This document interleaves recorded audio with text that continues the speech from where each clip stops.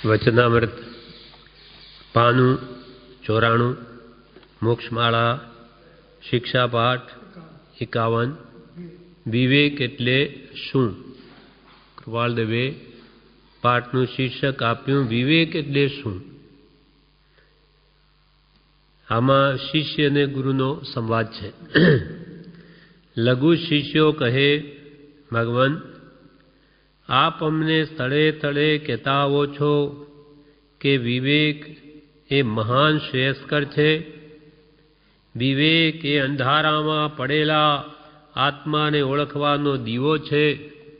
વિવેક વડે કરીને ધર્મ ટકે છે. વિવેક નથી ત્યાં ધર્મ નથી. તો વિવેક એટલે શું તે અમને કહો. શિષ્યોએ ગુરુને એમ કહ્યું કે આપ ઠેકાણે ઠેકાણે એમ કહો છો કે વિવેક એ મહાન વસ્તુ છે, એટલે આત્માને કલ્યાણ કરે એવી વસ્તુ છે. અને અંધારામાં પડેલા જે અજ્ઞાનરૂપી અંધકારમાં અનાદિકાલથી આપણો આત્મા છે તેને ઓળખવા માટે વિવેક એ જ્ઞાન પ્રકાશ જેવો છે. જેમ અંધારામાં પડેલી વસ્તુ પ્રકાશ વિના જણાય નહીં, તેમ જ્ઞાનરૂપી પ્રકાશ માટે આ વિવેક એવો છે કે જાણે જ્ઞાનનો પ્રકાશ કરીને આપણને આત્માની ઓળખાણ કરાવી દે. અને ધર્મ જે ટકે છે જીવનમાં તે પણ વિવેક પ્રગટ્યો હોય તો. વિવેક નથી ત્યાં ધર્મ નથી. હિત અહિત, આત્માની હિતરૂપ શું અહિતરૂપ શું, પેય શું અપેય શું, ખાદ્ય શું અખાદ્ય શું, કર્તવ્ય શું અકર્તવ્ય શું, એનું જેને હિતાહિતનું જ ભાન નથી, કૃત્યાકર્તનું ભાન નથી, ત્યાં કે છે ધર્મ નથી. એટલે જે ભાવે એ ખાય, જે આવે પીએ, પણ શું પીવા લાયક શું ત્યાગવા લાયક એને ભાનમાં ન હોય તો કે જે ત્યાં ધર્મ ટકી શકે નહીં. વિવેક એટલે શું માટે શિષ્યો કે અમને આ વાત સમજાવો. વિવેક એટલે શું? વિવેચનમાં આ વિશે બ્રહ્મચારી કહે છે. અહીંયા ગુરુએ પણ એના ઉત્તરમાં એમ કહ્યું કે આયુષ્યમાંનો સત્યાસત્યને તેને સ્વરૂપે કરીને સમજવા તેનું નામ વિવેક. સત્યાસત્ય, સત્ય શું ને અસત્ય શું તેને સ્વરૂપે કરીને સમજવું. દરેક વસ્તુનું વાસ્તવિક સ્વરૂપ શું એને તે રૂપે સમજવું એનું નામ વિવેક. જેમ કે આપણે આ દેહને આત્મા માનીએ છીએ, પણ આ તો સપ્ત ધાતુનો બનેલો દેહ છે. દુર્ગંધમય એ પણ હાડકાં, માંસ, લોહી, પરુ, ચામડી આ બધા દુર્ગંધમય પદાર્થોનો બનેલો આ દેહ, તેને આપણે આપણું સ્વરૂપ માનીએ છીએ. એ હું છું તો કે એ અસત્ય છે, એ સત્ય વાત નથી. પણ તું તો આ દેહથી ભિન્ન આત્મા છું, આ પૂતગલ જળનું સ્વરૂપ છે. એમ સત્યને સત્ય રૂપે, અસત્યને અસત્ય સ્વરૂપે સમજવું તેનું નામ છે વિવેક. બ્રહ્મચારી વિવેચનમાં જણાવે છે સત્યને સત્ય અને અસત્યને અસત્ય રૂપે સમજે તેને જ્ઞાનીઓ વિવેક કહે છે. વ્યવહારમાં આવકાર આપે વગેરે દાપણથી વર્તે તેને પણ વિવેક કહે છે. વ્યવહાર કુશળ હોય એટલે કોઈ પણ આવે એને આવકાર આપે, યથાયોગ્ય સન્માન આપે, સભ્યતાથી વર્તે. એમ ડાપણથી જો એનું આચરણ વ્યવહારને શોભે એવું હોય તો વ્યવહારમાં પણ એને વિવેકી કહે કે ભાઈ આ બહુ વિવેકવાળો છે, બહુ સમજુ છે, કે જ્યાં જ્યાં વ્યવહારમાં કેમ વર્તવું એને આવડે. એટલે વ્યવહારમાં જે વ્યવહાર કુશળ હોય એને પણ વિવેકી કહે. પણ ખરી રીતે અહીંયા એનો બીજો અર્થ છે. વિવેક એ ખરેખર જ્ઞાનનો ભેદ છે. અને પરમાર્થમાં તો જડ ચેતન વિવેક કરાવો છે. જડ એવું શરીર કે જગતમાં જે દ્રષ્ટિગોચર થાય બધા પદાર્થો, અને એ બધાથી જ્ઞાન દર્શનમય આત્મા ભિન્ન છે. સાવ જુદો છે. ભલે આત્મા દેહમાં રહેલો છે છતાં પણ આ દેહથી જુદો છે. જેમ દૂધમાં પાણી રહેલું છે, પાણી દૂધથી જુદું છે, પણ આપણને દૂધ જ દેખાય, પાણી દેખાતું નથી. તેથી પાણી એમાં નથી એમ નથી. ગાયના દૂધમાં 83% પાણી જ હોય છે, છતાં પણ આપણને તો દૂધ દેખાય. આપણે કે આ તો દૂધ છે, પાણી ક્યાં છે? પણ એને પણ પ્રયોગથી ભિન્ન કર્યું હોય તો પાણી ભાપ થઈને બધું બહાર નીકળી જાય અને દૂધની મલાઈ બની જાય અથવા પાવડર બની જાય. બે જુદા હતા તો જુદા થયા, જુદા ન હોય નહીં થઈ શકે. તેમ દેહને આત્મા જો એક જ હોય તો આ દેહમાંથી આત્મા કદી જુદો પડે જ નહીં. પણ જુદો પડે છે, જાણવું દેખવું જે આત્માનો સ્વભાવ છે, આત્મા દેહમાંથી નીકળી જાય કે દેહ જડ બની જાય, મળદું બની જાય છે. એને પછી આપણે બાળી નાખીએ છીએ. કેમ કે નહીં તો એમાં જીવડા પડી જાય, કીડા ઉત્પન્ન થાય, એટલે એનો અગ્નિ સંસ્કાર કરવામાં આવે છે. તો બે વસ્તુ જુદી હતી તો જુદી થઈ. આત્મા દેહથી ભિન્ન ન હોય તો એ કોઈ દિવસ જુદો થઈ શકે નહીં. એટલે હવે અહીંયા આ વાતને જડ ચેતન વિવેક કરાવો છે. જડ ને ચૈતન્ય બંને દ્રવ્યનો સ્વભાવ ભિન્ન, સુપ્રતીતપણે બંને જેને સમજાય છે. સ્વરૂપ ચેતન નિજ જડ છે સંબંધ માત્ર, અથવા તે જ્ઞેય પણ પરદ્રવ્ય માય છે. અથવા તે જ્ઞેય પદાર્થ પણ પરદ્રવ્યમાં, સ્વદ્રવ્ય નથી, જડ. એટલે અહીંયા જડ શું ચેતન શું એનો વિવેક કરાવો કે જડને ચેતનને બંને દ્રવ્ય જુદા જુદા, એનો સ્વભાવ ભિન્ન. જડનો સ્વભાવ તો રૂપ રસ ગંધ સ્પર્શ એના ગુણધર્મ છે, જ્યારે આત્માનો ગુણધર્મ જ્ઞાન દર્શન ચારિત્ર, જોવું જાણવું.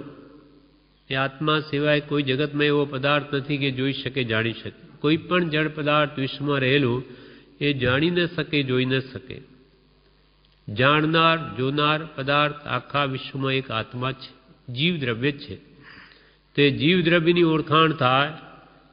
એ જીવ તે જ હું અને આ દેહથી જુદો, એ જડ ચેતન વિવેક થયો, તેને ખરેખર વિવેકી કહેવાય પરમા દ્રષ્ટિએ. એટલે અહીંયા કૃપાલ કે વિવેક એટલે શું? તો વિવેક એટલે જેમ છે તેમ પદાર્થના સ્વરૂપને માનવું, આત્માને જ આત્મા માનવો, શરીર આદિ પરને પર માનવું, એનું નામ ખરે વિવેક છે. એટલે શ્રેયસ્કર એટલે હિતકાર, આત્માને ઓળખવાનો વિવેક દીવો છે, માટે જ્ઞાન પ્રકાશ કહેવાય છે. જે જ્ઞાનથી આત્માને ઓળખે, આત્માને જાણે અને દેહને દેહ જાણે તે વિવેક. જે સમ્યક જ્ઞાન બળે કે સાચી સમજણ ના બળે કે જ્ઞાની પુરુષના વચન બળે, જે આત્માને આત્મા જાણે, દેહને દેહ જાણે, તે જ ખરેખરો પરમાર્થ દ્રષ્ટિએ વિવેક કહેવાય છે. દેહને આત્મા માનવો તે અજ્ઞાન છે, અંધકાર અથવા અવિવેક છે. દેહને આત્મા માન્યો જેમ છે નહીં, માટે તે અજ્ઞાન, અંધકાર અથવા અવિવેક કહેવાય છે. વિવેક વડે ધર્મ ટકે છે. એટલે વિવેક પ્રાપ્ત થાય તો ધર્મ જાય નહીં. ધર્મ જ્યાં સુધી આપણને પણ જડ ચેતન વિવેક કઈ છે શ્રદ્ધા થઈ હોય કે હું આત્મા છું, દેહથી જુદો છું, તો જે આત્મધર્મમાં કે વ્યવહાર ધર્મમાં પણ ટકી શકે. નહીં તો એની શ્રદ્ધા દ્રઢ રહે નહીં. આ બધું શું કામ કરવું? આ સત્સંગ ભક્તિ શું મળે હતી? પણ નહીં, એ મારો આત્માનો સ્વભાવ જ્ઞાન દર્શનમય છે, રાગદ્વેષમય નથી. એટલે મારે આત્માને મારા સ્વભાવમાં લાવવા માટે નિશ્ચય ધર્મ પ્રગટાવવા વ્યવહાર ધર્મની પણ જરૂર છે. એ વાત જ્યારે સમજાય ત્યારે જ એટલે કે ખરો આવો વિવેક પ્રગટે, ત્યારે જ ધર્મ ટકી શકે. વિવેક વડે ધર્મ ટકે છે. એટલે વિવેક પ્રાપ્ત થાય તો ધર્મ જાય નહીં. સત્ય એટલે વસ્તુ જેમ છે તેમ અને અસત્ય એટલે વસ્તુ હોય તેથી વિપરીત માનવું, દેહને આત્મા માનવો અથવા આત્માને જ દેહ માનવો, આ બધું વિપરીત જ્ઞાન છે અથવા મિથ્યાત્વ છે અથવા અજ્ઞાન છે. એટલે લઘુ શિષ્યોએ કહ્યું ગુરુને, ભગવાન આપ અમને સ્થળે સ્થળે કહેતા આવો છો કે વિવેક એ મહાન શ્રેયસ્કર છે, એટલે મહાન કલ્યાણકારક વસ્તુ છે. વિવેક એ અંધારામાં પડેલા આત્માને ઓળખવાનો દીવો છે. વિવેક વડે કરીને ધર્મ ટકે છે. વિવેક નથી ત્યાં ધર્મ નથી.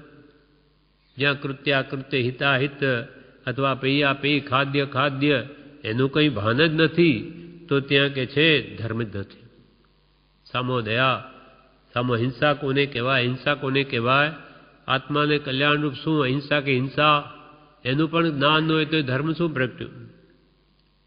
જ્યાં દયા નથી ત્યાં ધર્મ નથી. ભાખ્યું ભાષણમાં ભગવાન ધર્મ ન બીજો દયા સમાન. ભાખ્યું ભાષણમાં ભગવાન ધર્મ ન બીજો દયા સમાન. અભય જ્ઞાન સાથે સંતોષ જો પ્રાણીને દળવા દોષ. સત્યશીલ ને સઘળા દાન દયા હોઈને રહ્યા પ્રમાણ. દયા નહીં તો એ નહીં એક વિના સૂર્ય કિરણ નહીં દેખ. સૂર્ય ન હોય તો કિરણ હોય નહીં, તો પછી દયા નથી તો સત્યશીલ વગેરે કાંઈ જ નથી. એના મૂળમાં દયા હોવી જોઈએ. તેમ વિવેક, આ દયાનો ભાવ જળવાય ત્યાં વિવેક આવ્યો કે ભાઈ આ દયા તો આત્માને કલ્યાણકારથી કોઈ જીવને હણાય નહીં, તો એ હણે તો પોતે પણ હણા. એ જ્યાં વિવેક પ્રગટે ત્યાં ધર્મ ટકે. વિવેક નથી ત્યાં ધર્મ નથી, તો વિવેક એટલે શું તેમને કહો. ત્યારે શ્રી ગુરુએ શું કહ્યું કે આયુષ્યમાનો સત્ય એટલે સત્ય પ્લસ અસત્ય. સત્ય અસત્યને તેને સ્વરૂપે કરીને સમજવા તેનું નામ વિવેક. સત્ય એટલે જેમ છે તે પદાર્થનું જેવું સ્વરૂપ છે તેવું સમજવું. આત્માને આત્મા માનવો, જળને જળ માનવું, સ્વને સ્વ માનવું, પરને પર માનવું. જેમ છે તેમ માનવું, તેનું નામ વિવેક. ફરી હવે લઘુ શિષ્યો કહે સત્યને સત્ય ને અસત્યને અસત્ય કહેવાનું તો બધાય સમજે છે. ત્યારે મહારાજ એવો ધર્મનું મૂળ પામ્યા કહેવાય. ગુરુ કૃપાળદેવ પોતે જ આ વાત સમજાવે છે શિષ્યોને. એટલે શિષ્યોએ એમ કહ્યું કે ભાઈ અમને આ વિવેકનો અર્થ સમજાવો. ત્યારે ગુરુ કહે સત્યને અસત્ય રૂપે માનવું, તેનું નામ વિવેક. ત્યારે ફરી શિષ્યો કહે કે આ તો દુનિયા બધું એમ જ કહે છે, સત્યને સત્ય જ કહે અને અસત્યને અસત્ય કહેવાનું તો બધા સમજે. તો શું એ ધર્મના મૂળને પામી ગયા એમ કહેવાય? તેના જવાબમાં શ્રી ગુરુ કહે તમે જે વાત કહો છો તેનું એક દ્રષ્ટાંત આપવો જોઈએ. તમે કહો સત્યને સત્ય જ કહે, જગત અસત્યને અસત્ય જ કહે, તો પછી આ વાત તમે કેવી રીતે સમજ્યા કહો જરા. એમ શ્રી ગુરુએ કહ્યું એનું એક દ્રષ્ટાંત આપવું જોઈએ. ત્યારે લઘુ શિષ્યો કહે અમે પોતે કડવાને કડવું જ કહીએ છીએ અને મધુરાને મધુરું કહીએ છીએ, ઝેરને ઝેર અને અમૃતને અમૃત કહીએ છીએ. અમે કંઈ બીજું નથી કહેતા. કોઈ કડવી વસ્તુ તમે કે આ તો કડવું છે, લીમડો તો કે કડવો, શેરડી તો કે મીઠી. અમે પણ જેમ છે તેમ જ કહીએ છીએ. તો શું અમે ધર્મના મૂળને પામી ગયા એમ કહેવાય? શિષ્યો કહે અમે પોતે કડવાને કડવું જ કહીએ છીએ, ગળ્યાને ગળું જ કહીએ છીએ, ઝેરને ઝેર કહીએ છીએ ને અમૃતને અમૃત કહીએ છીએ. તો શું અમને આ ધર્મનો મૂળ એવું વિવેક પ્રગટ્યો? ત્યારે શ્રી ગુરુ જવાબમાં કહે આયુષ્યમાનો એ બધા દ્રવ્ય પદાર્થ છે, પરંતુ આત્માને કઈ કડવાશ, કઈ મધુરાશ, કયું ઝેર અને કયું અમૃત છે એ ભાવ પદાર્થોની એથી કરી પરીક્ષા થઈ શકે. ભાવ પદાર્થ જોવા છે. આ દ્રવ્ય વસ્તુઓનું સ્વરૂપ માત્રથી વિવેક ન કહેવાય. એટલે શ્રી ગુરુએ શું કહ્યું જવાબમાં કે ભાઈ તમે કડવાને કડવું કહો અને મીઠાને મીઠું કહો, એ તો બરોબર, એમાં કોઈ ખોટી વાત નથી, પણ એ તો જગતના દ્રવ્ય પદાર્થોની વાત થઈ. પરંતુ આ આત્માને એને કઈ કડવાશ એટલે કયું દુઃખકર અને કઈ મધુરાશ એટલે આત્માને કયું હિતરૂપ, કયું ઝેર એને અનંત સંસાર અજડાવે એવું કયું કાર્ય અને કયું અમૃત, એ ભાવ પદાર્થોની એથી કરી પરીક્ષા થઈ શકે. એટલે ચેતન એવો આત્મા પદાર્થ એ ભાવ પદાર્થ છે કે આત્માને કયું કલ્યાણકારક અને આત્માને કયું દુઃખરૂપ, એ ધ્યાનમાં લઈને એની માન્યતા કરો તો ખરો વિવેક છે. વિવેચનમાં કે છે લઘુ શિષ્યો કહે, શિષ્યો નાના હોવાથી વિવેકની તેમને ખબર નથી. શિષ્યો નાના હોવાથી વિવેક શું એની એમને ખબર નથી, માટે પૂછે છે. અને મહારાજ એમ શબ્દ વાપર્યો એ માનાર્થે છે. પોતાના ગુરુ છે એટલે મહારાજ કયા.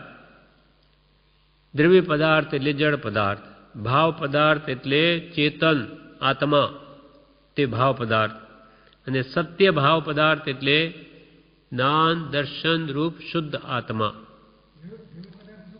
દ્રવ્ય પદાર્થ એટલે જળ પદાર્થ, હા, અને ભાવ પદાર્થ એટલે ચેતન પદાર્થ આત્મા, અને સત્ય ભાવ પદાર્થ એટલે જ્ઞાન દર્શન રૂપ શુદ્ધ આત્મા, અને અસત્ય ભાવ પદાર્થ એટલે અજ્ઞાન અદર્શન રૂપ અથવા મિથ્યા જ્ઞાન દર્શન રૂપ અશુદ્ધ આત્મા, તે અસત્ય ભાવ પદાર્થ.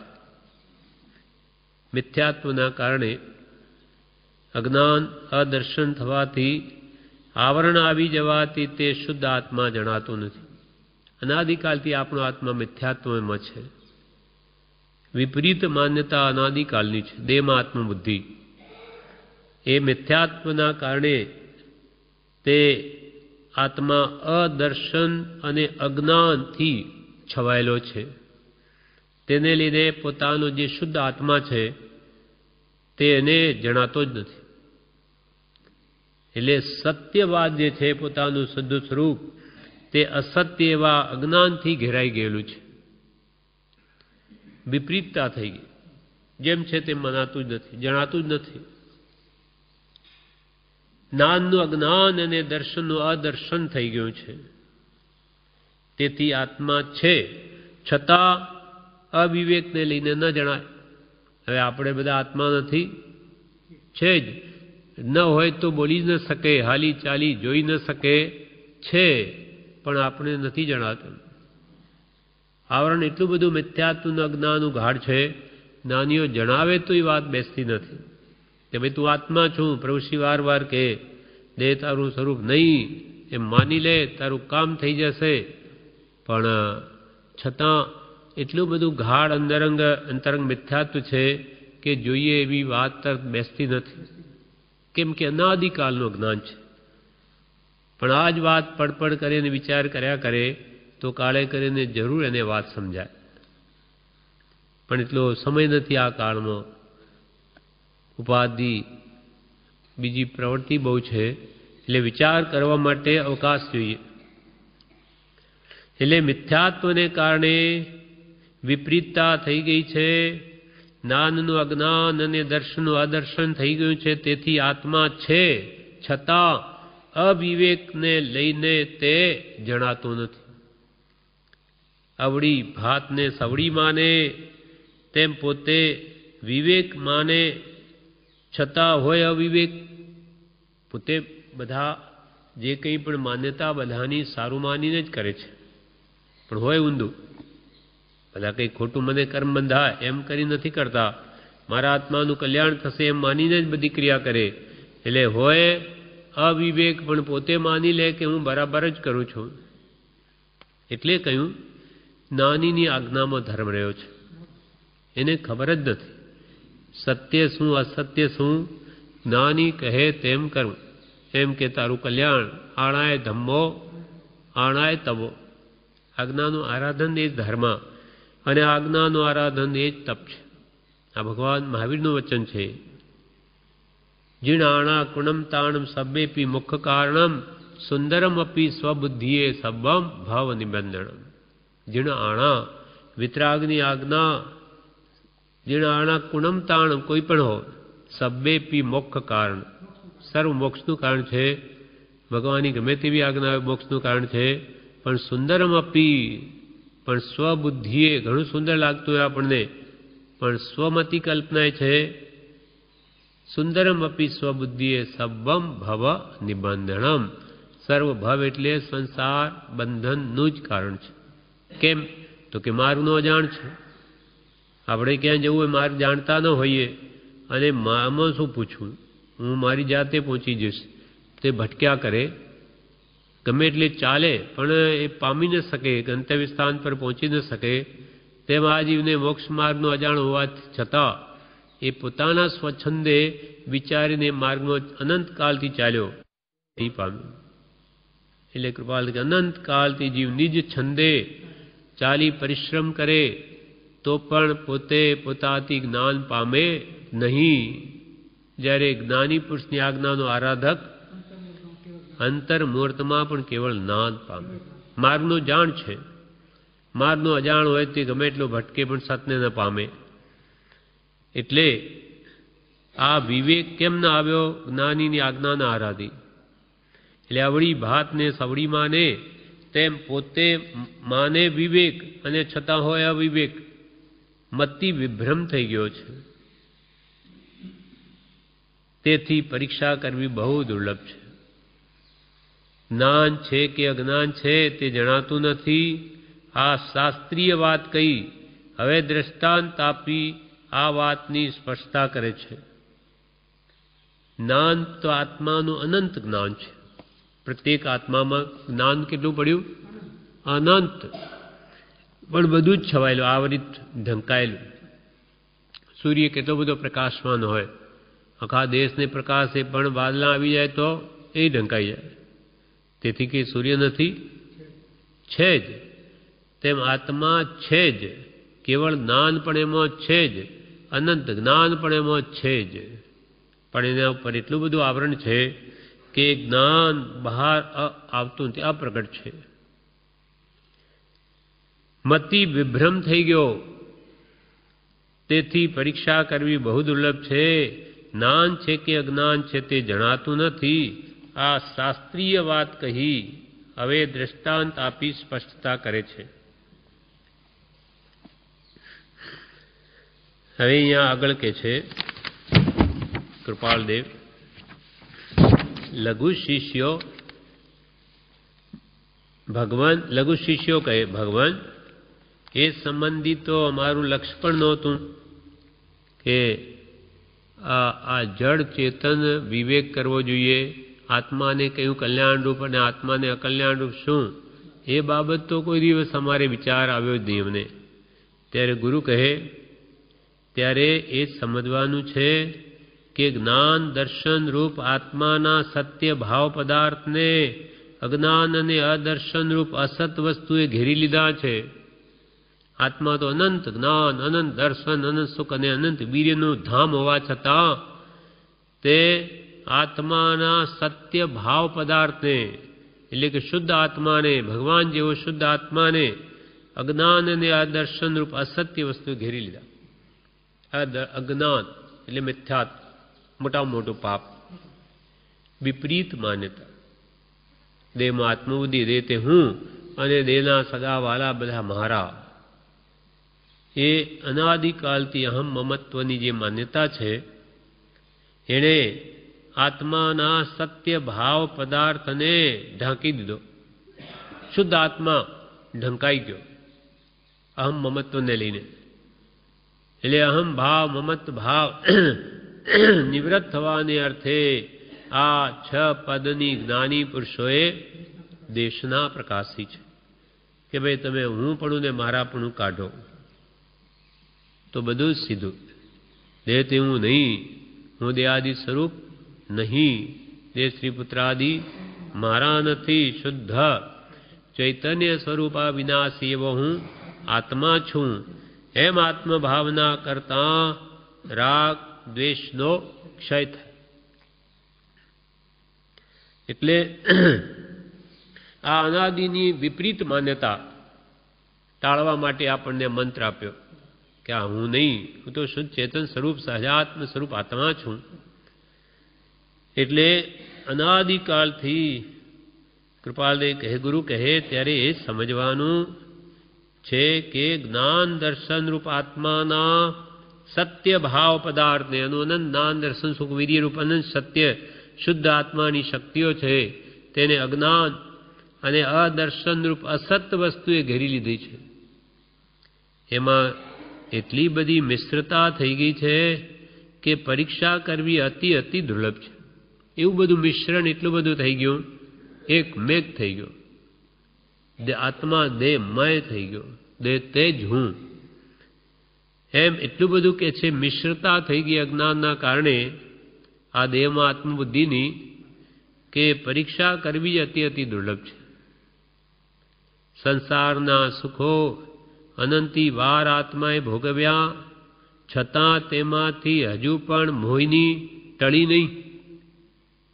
સંસારના સુખો એટલે 5 ઇન્દ્રિયના વિષયો કેટલી વાર ભોગવ્યા? અનંતી વાર, 1000 વાર, લાખ વાર, કરોડ વાર, એમની અસંખ્યાત નહીં, અનંત વાર. હજારો લાખો કરોડો જેટલું કહો છો એટલી વાર દેવલોકમાં જઈ આવ્યો. 84 લાખ જીવાયુ અનંતકાલથી ભટકે તો એને કઈ ઇન્દ્રિયનું સુખ ન ભોગવ્યું? જગતમાં કોઈ એવો પદાર્થ નથી કે એને ભોગવ્યો ન હોય, અથવા એવું કોઈ સ્થાન નથી જ્યાં જન્મ્યો ન હોય, એવું કોઈ સ્થાન નથી જ્યાં મર્યો ન હોય. તો એણે બધું અનંતવાર કર્યું છતાં પણ હજુ એનો મોહ ક્યાં ટળે છે? અનાજ એટલું બધું ખાધું કે આખું વિશ્વ ભરાઈ જાય એના ઢગલા કર્યા હોય તો, છતાં પણ આજે ખાવા બેસીએ ત્યાર તો જાણે કોઈ દિવસ ખાધું જ નથી. એમ આપણો મોહ, આસક્તિ, ખાવા, સૂંઘવા, સાંભળવા, જોવા, સ્પર્શવા, એમાંથી આસક્તિ છે એ ઘટતી જ નથી. સંસારના સુખો અનંતી વાર ભોગવ્યા ઇન્દ્રિયના સુખો કહેવાતા ક્ષણિક સુખો. અનંતી વાર આત્માએ ભોગવ્યા છતાં તેમાંથી હજુ પણ મોહિની ટળી નહીં અને તેને અમૃત જેવો ગળ્યો, એ અવિવેક છે.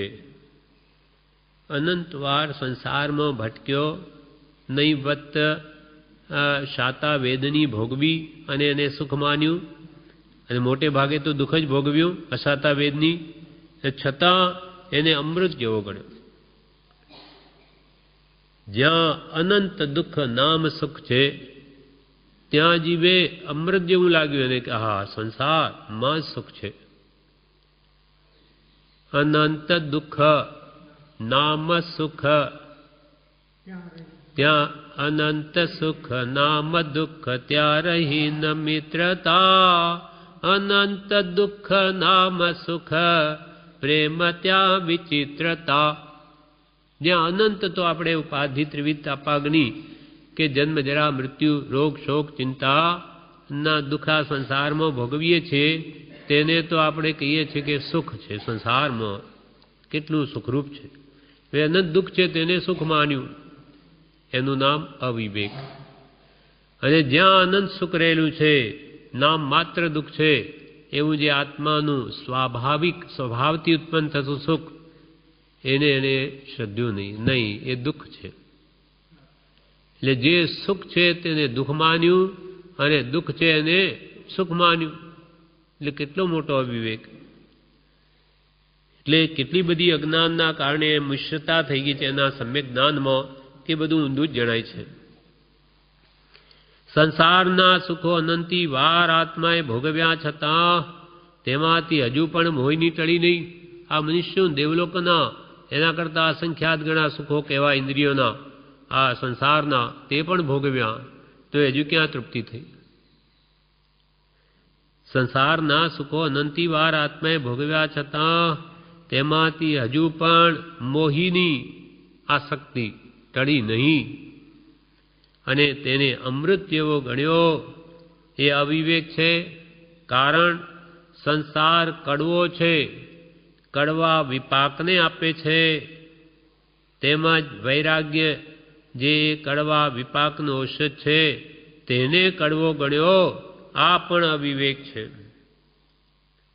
સંસારમાં અનંત દુઃખ ભોગવે, નહીવત શાતાવેદની ભોગવે, તેને તો આ જીવે અમૃત જેવો ગણ્યો. સંસાર જેવું સુખ ક્યાં છે?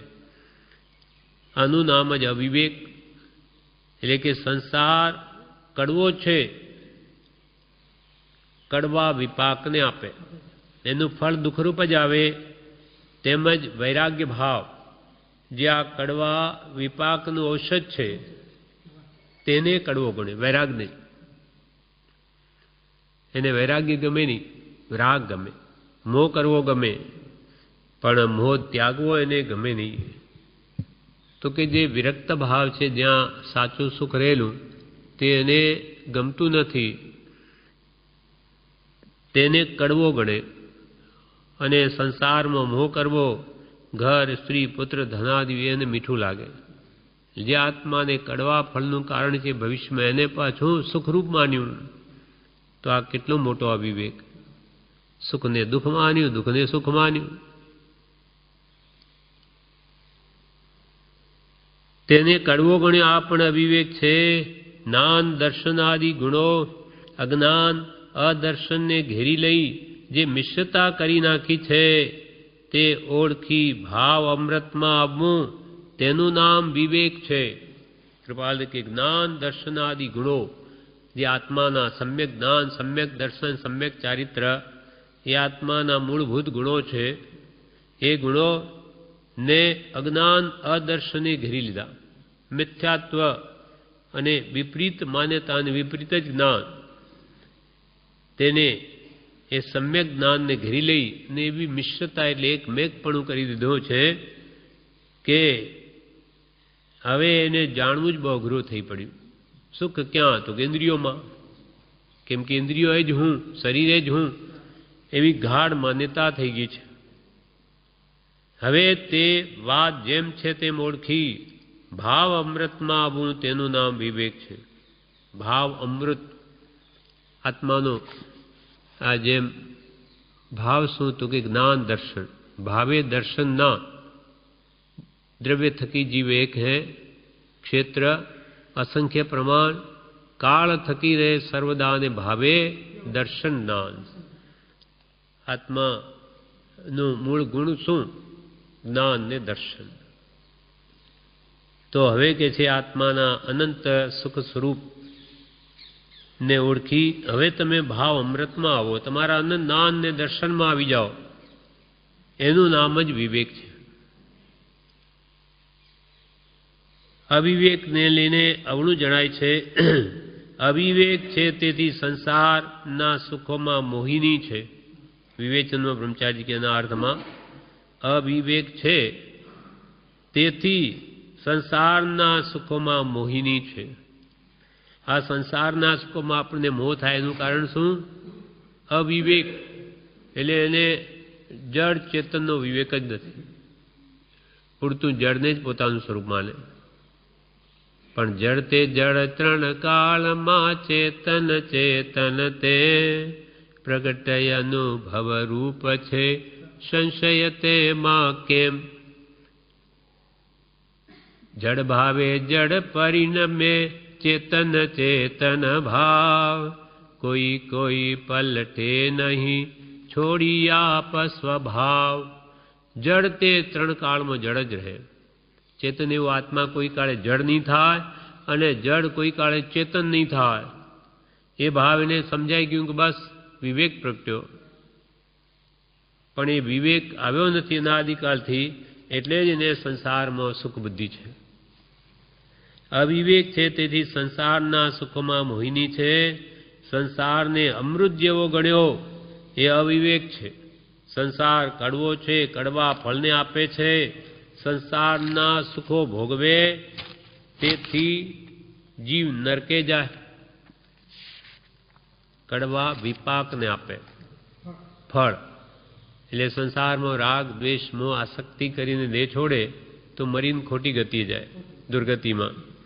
એટલે એનું ક્ષણિક સુખ ભોગવ્યું ને એનું દુઃખ કેટલાય કાળ સુધી ભોગવવું, તો કે આ તો અવિવેક છે, આ વિવેક ન કહેવાય, તને સત્ય સત્યનું ભાન જ ન થયું. એટલે જે કડવા ફળને આપનાર એવો સંસારના સુખો તેને તે સુખરૂપ માન્યા અને એના ફળમાં એ રાગ દ્વેષના ફળમાં જીવને નરકાદી ગતિમાં જવું પડ્યું. તેને સારા ગણે સંસારને, તે જ અવિવેક છે. સંસાર ઝેર જેવો લાગે તે વૈરાગ્ય છે. સંસાર જ્ઞાનીઓને ઝેર જેવો લાગે અને આત્માનું સુખ એમને અનુભવમાં આવ્યું એટલે આ તો પ્રત્યક્ષ ઝેર છે. હવે ઝેર હોય તો આપણને કંઈ ઈચ્છા જ નહીં થાય એ તરફ, કેમ કે આપણને ખબર છે ઝેર મારી નાખે. તેમ જ્ઞાનીઓને ખબર છે કે આ 5 ઇન્દ્રિયના વિષયો આ જીવને નરકમાં દુર્ગતિમાં લઈ જશે મોહ કરાવી, એટલે એ દૂર જ રહે એનાથી, ગમે જ નહીં. સંસાર ઝેર જેવો લાગે તે વૈરાગ્ય છે. સંસારના ઔષધ રૂપ તે વૈરાગ્યને કડવો ગણે તે અવિવેક. જે વૈરાગ્ય ભાવ આત્માને શાશ્વત સુખમાં લઈ જાય તેને તો કડવો ગણે, અને આ સંસારના વિષયો અને દુર્ગતિમાં લઈ જાય તેને આજીવ અમૃત જેવા ગણે. એ કેટલો મોટો અવિવેક. એટલે દુઃખના કારણોને સુખના કારણરૂપ માન્યા અને સુખના કારણને દુઃખના કારણરૂપ માન્યા. સંસારના ઔષધરૂપ જે વૈરાગ્ય તેને કડવો ગણે તે અવિવેક છે. ભાવ અમૃતમાં આવવું એટલે ના આત્માના સ્વભાવરૂપ જ્ઞાન દર્શનમાં આવવું, એનું નામ વિવેક. આત્માનો સ્વભાવ જાણવું, દેખવું ને સ્થિર થવું સ્વભાવમાં, બસ એમાં આવવું, એનું નામ જ વિવેક. વિવેક એ કેવી ઉત્તમ વસ્તુ છે, અજ્ઞાનનું જ્ઞાન કરી નાખે એવી આશ્ચર્યકારી વસ્તુ છે. અજ્ઞાન ફીટીને જેનું જ્ઞાન મળી જાય. એટલે જ્યાં જ્યાં વિપરીત માન્યતાઓ ટળી જઈ, જેમ છે તેમ પદાર્થના સ્વરૂપને સમજાવી દે, એ જ્ઞાની પુરુષનો ઉપદેશ છે. આ વિવેક પ્રગટવામાં કારણરૂપ સત્પુરુષનો બોધ છે, કેમ કે એમને અનુભવ છે, ખબર છે સત્ય શું ને અસત્ય શું. એ વાત આપણે પણ એ જેમ કે માની લઈએ તો આપણને પણ વિવેક પ્રગટે. એટલે અહીંયા પછી અંતમાં કૃપાલદેવ કહે છે લઘુ શિષ્યો પહેલા તો કૃપાલદેવ કે ગુરુ તરીકે કે આ બધું આત્માને ઓળખી હવે ભાવ અમૃતમાં આવવું એટલે આત્માના જ્ઞાન દર્શનમય સ્વભાવમાં આવવું, એનું નામ વિવેક છે. કહો ત્યારે હવે વિવેક એ કેવી વસ્તુ ઠરી? કૃપાલદેવ ગુરુ તરીકે કે હવે કેવી વિવેક વસ્તુ ઠરી? ત્યારે લઘુ શિષ્યો કહે અહો, વિવેક એ ધર્મનું મૂળ અને ધર્મ રક્ષક કહેવાય છે, તે સત્ય છે. વિવેક જેમ છે તેમ માને જ નહીં. દેહને આત્મા અને દેહને દેહ, આત્માને આત્મા માને જ નહીં તો ધર્મનું મૂળ ક્યાંથી રોપાય અને એ આત્મધર્મની રક્ષા જ ક્યાંથી થાય? એટલે આપે કહ્યું કે બરાબર છે લઘુ શિષ્યો કે હો, વિવેક એ ધર્મનું મૂળ અને ધર્મરક્ષક કહેવાય છે, તે સત્ય છે. આત્મ સ્વરૂપને વિવેક વિના ઓળખી શકાય નહીં, એ પણ સત્ય છે. જેમ છે તેમ પદાર્થને માનીએ જ નહીં. પહેલાં જેમ કે પ્રથમ આત્મા છે માનીએ જ નહીં તો એને પ્રાપ્ત કરવાની ક્યાં વાત છે? હું તો માનતો જ નથી કે આત્મા છે, પછી બીજી વાત આગળ છે ક્યાં? એટલે આત્મ સ્વરૂપને વિવેક વિના ઓળખી શકાય નહીં, એ પણ સત્ય છે. જ્ઞાન, શીલ, ધર્મ, તત્વ અને તપ એ સઘળા વિવેક વિના ઉદય પામે નહીં, એ આપનું કહેવું યથાર્થ છે.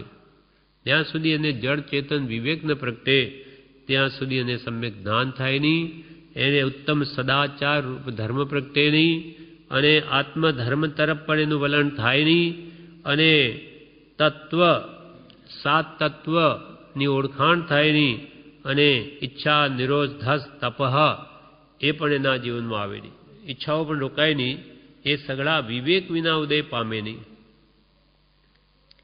જ્ઞાન, શીલ, ધર્મ, તત્વ અને તપ એ સઘળા વિવેક વિના ઉદય પામે નહીં, એ આપનું કહેવું યથાર્થ છે. જે વિવેકી નથી તે અજ્ઞાની અને મંદ છે. જેને જડ ચેતન વિવેક જ પ્રગટ્યો નથી તે જ અજ્ઞાની અને તે જ મંદ બુદ્ધિ. જ્ઞાનીઓની દ્રષ્ટિમાં વિચારવાન કોણ? જ્ઞાની. અજ્ઞાનીઓ બધા મંદ બુદ્ધિવાળા. જે વિવેકી નથી તે અજ્ઞાની અને મંદ છે. તે જ પુરુષ મતભેદ અને મિથ્યા દર્શનમાં લપટાઈ રહે છે. જેને સાચો આત્મધર્મ શું અને મિથ્યા ધર્મ કોને કહેવાય એનું જ ભાન નથી, એવા અજ્ઞાની જીવો જ મતભેદમાં પડ્યા રહે કે મિથ્યા દર્શનમાં લપટાઈને રહે છે. મિથ્યા ધર્મમાં જ પોતાની શ્રદ્ધા રાખીને એ કાલ નિર્ગમન કરે છે.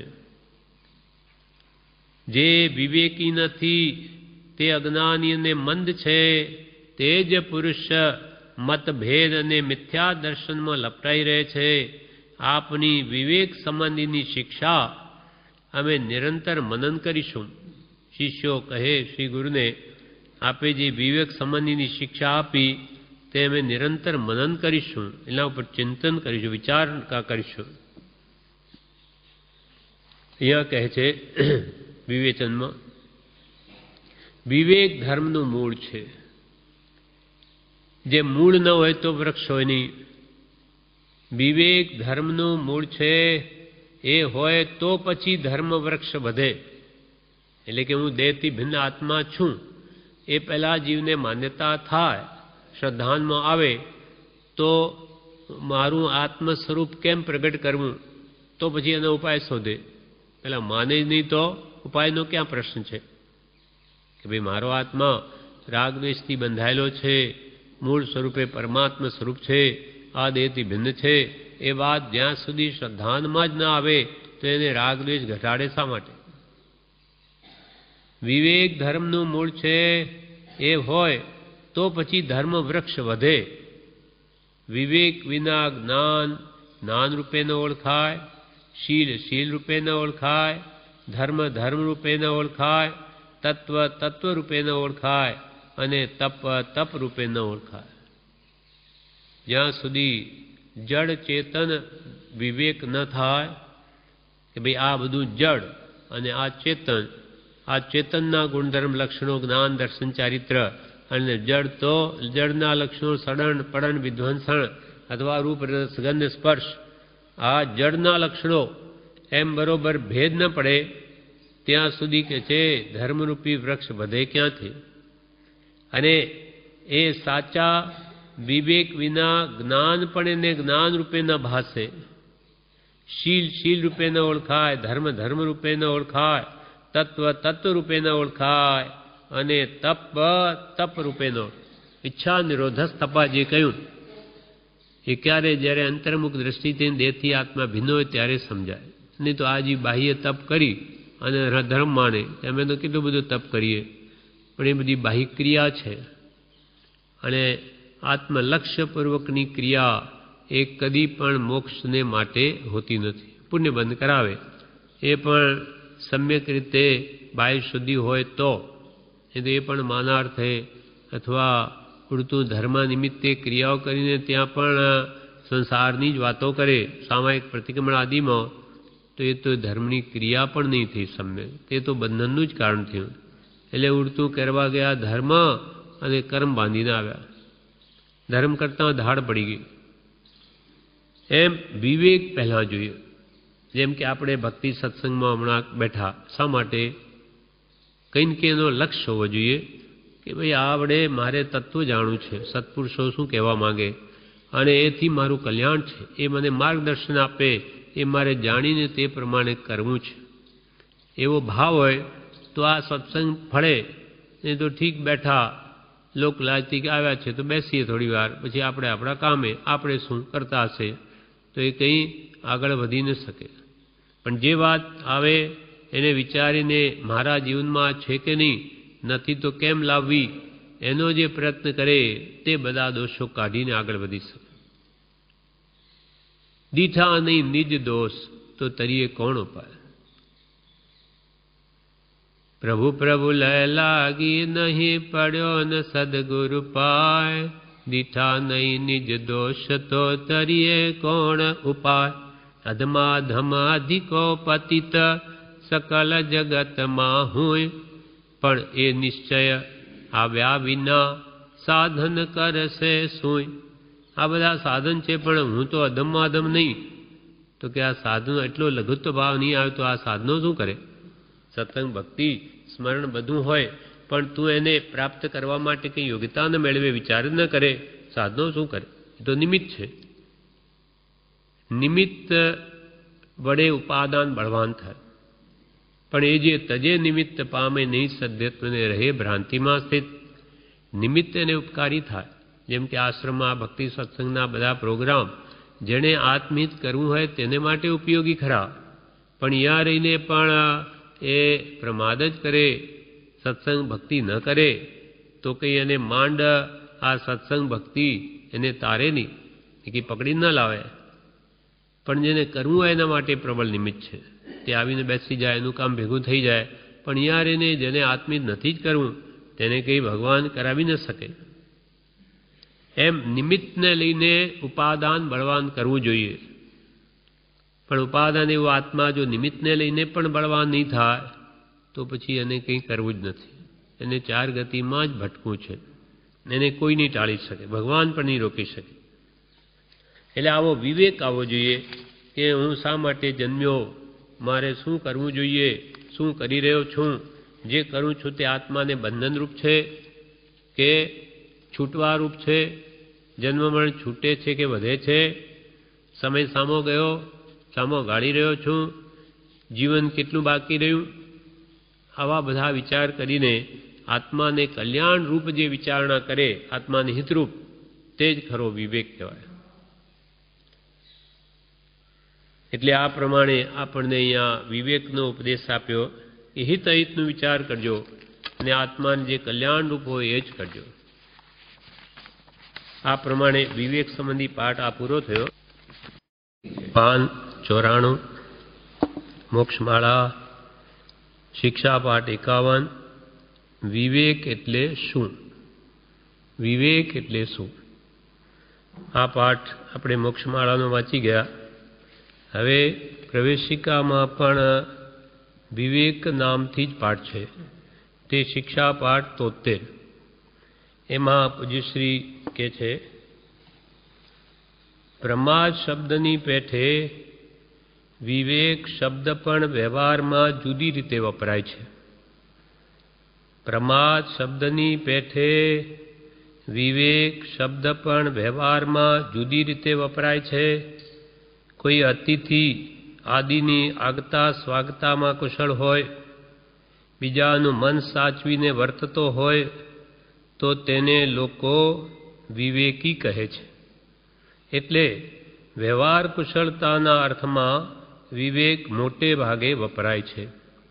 પ્રમાદ એટલે આળસ સામાન્ય રીતે વ્યવહારમાં એમ કહેવાય, પણ પરમાર્થમાં તો એનો અર્થ ઘણો ઊંચો કર્યો. પણ 15 ભેદ કર્યા. 5 ઇંડના વિષયો, 4 કસાયો, 4 વિકતા અને સ્નેહ અને નિદ્રા, એ 15 ભેદ પ્રમાદના કર્યા. જ્યારે વ્યવહારમાં તો પ્રમાદ કરે એટલે કે આળસ કરે એટલી જ વાત હોય. તેમ આ વિવેક શબ્દ પણ વ્યવહારમાં સામાન્ય રીતે કોને કહેવાય? હોશિયાર હોય અને કંઈક વ્યવહારના કામ વ્યવસ્થિત કરતો હોય, મન સાચવીને. એટલે અતિથિ આદિની કોઈ આવ્યા હોય તો આગતા સ્વાગતા સારી કરે તો લોકો એને કે આ તો બહુ વિવેકી છે. એટલે વ્યવહાર કુશળતાના અર્થમાં વિવેક શબ્દ વપરાય. જ્યારે પરમાર્થમાં તો વિવેકનો ઘણો ઊંચો ભાવ છે. જડ ચેતન વિવેક. આત્માને કયું હિતરૂપ, આત્માને કયું અહિતરૂપ, એ જ્યાં વિચારણાનું મૂળ છે એ હોય તો જ તે વિવેક કહેવાય.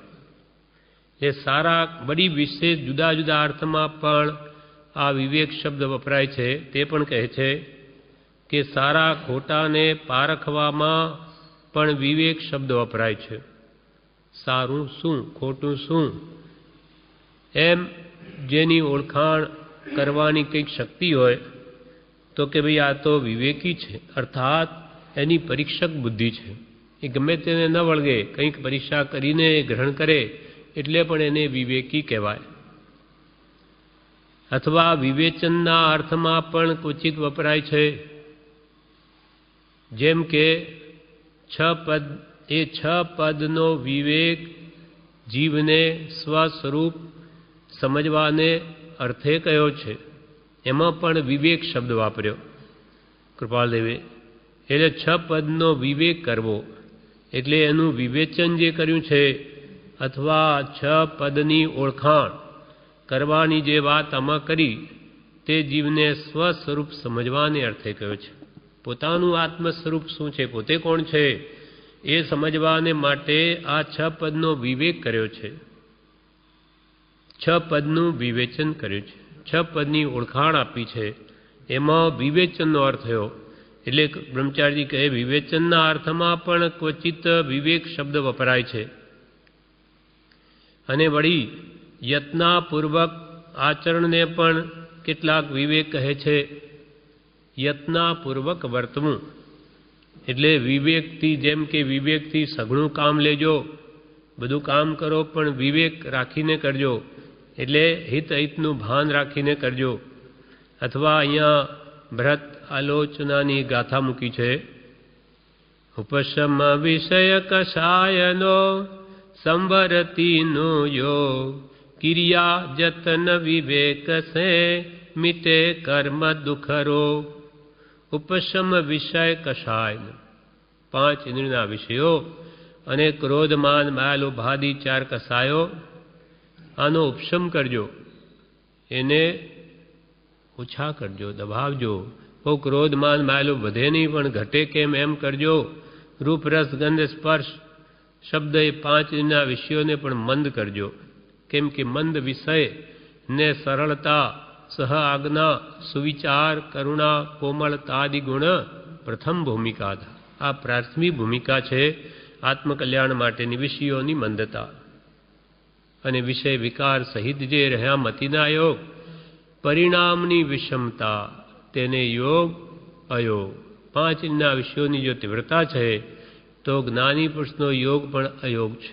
યોગ થયા છતાં યોગ નથી થયો. કેમ કે એને બોધ લાગ્યો નહીં, ઇન્દ્રિયના વિષયો ઘટ્યા નહીં, માટે એને કંઈક જાણ્યું નથી. સ્પષ્ટ પ્રીતિથી જો સંસાર સેવા કરવાની ભાવના થતી હોય તો તેને જ્ઞાની પુરુષના દર્શન પણ કર્યા નથી. એમ ઉપશમ વિષય કસાયેલો સંવર્તીનું યોગ મન વચન કાયાના યોગ એ આશ્રમના દ્વાર છે. કર્મો કેવી રીતે આવે? મનના ભાવોથી, વચન વાણીના વેપારથી અને કાયાની પ્રવૃત્તિથી. મન વચન કાયાના યોગને રોકવા તેનું નામ સંવર છે. એટલે વિષય કષાયને ઘટાડવા એ અંતરંગ શત્રુઓ છે અને મન વચન કાયાના ત્રણેય યોગને રોકવા સંવર કરવો. ક્રિયા જતન વિવેક છે, આમાંય વિવેક આવ્યો. ક્રિયા શરીર છે ત્યાં સુધી કરવી પડશે. મુનિઓને પણ શરીર છે ત્યાં સુધી પ્રવૃત્તિ કરવી પડે, એટલે સમિતિપૂર્વક કરે. બાકી તો ગુપ્તી જ મુનિનો ધર્મ છે. ત્રણેય યોગને આત્મધ્યાનમાં જ રહેવું નિરંતર, પણ એ ન રસ શકીએ. મુનિઓએ સર્વદા શરીર છે એની ક્રિયા કરવી પડે. તો કે છે એ પણ યત્નાપૂર્વક કરજો. ક્રિયા જતન વિવેક છે, યત્નાપૂર્વક ક્રિયા કરજો, સાવધાનીપૂર્વક અને વિવેકથી. જ્યાં જ્યાં જે યોગ છે ત્યાં સમજવું તે, અર્થાત જ્ઞાન ક્રિયાભ્યામ મોક્ષ. ક્રિયા કરો પણ એ જ્ઞાન સહિત કરજો, સમજણપૂર્વક કરજો. જ્ઞાનીએ જે પ્રકારે કરવા કહ્યું તેમ જ કરજો. ક્રિયા જતન વિવેક છે તો ફળ શું આવશે? મિટે કર્મ દુઃખ રોગ. આ કર્મ છે તે દુઃખનો રોગ છે, દુઃખો જ ઉત્પન્ન કરે. માટે કર્મોને હણવાનો ઉપાય આ કે ઉપશમ વિષય કષાયનો સંવર્તીનું યોગ ક્રિયા જતન વિવેક સે મિટે કર્મ દુઃખ રોગ.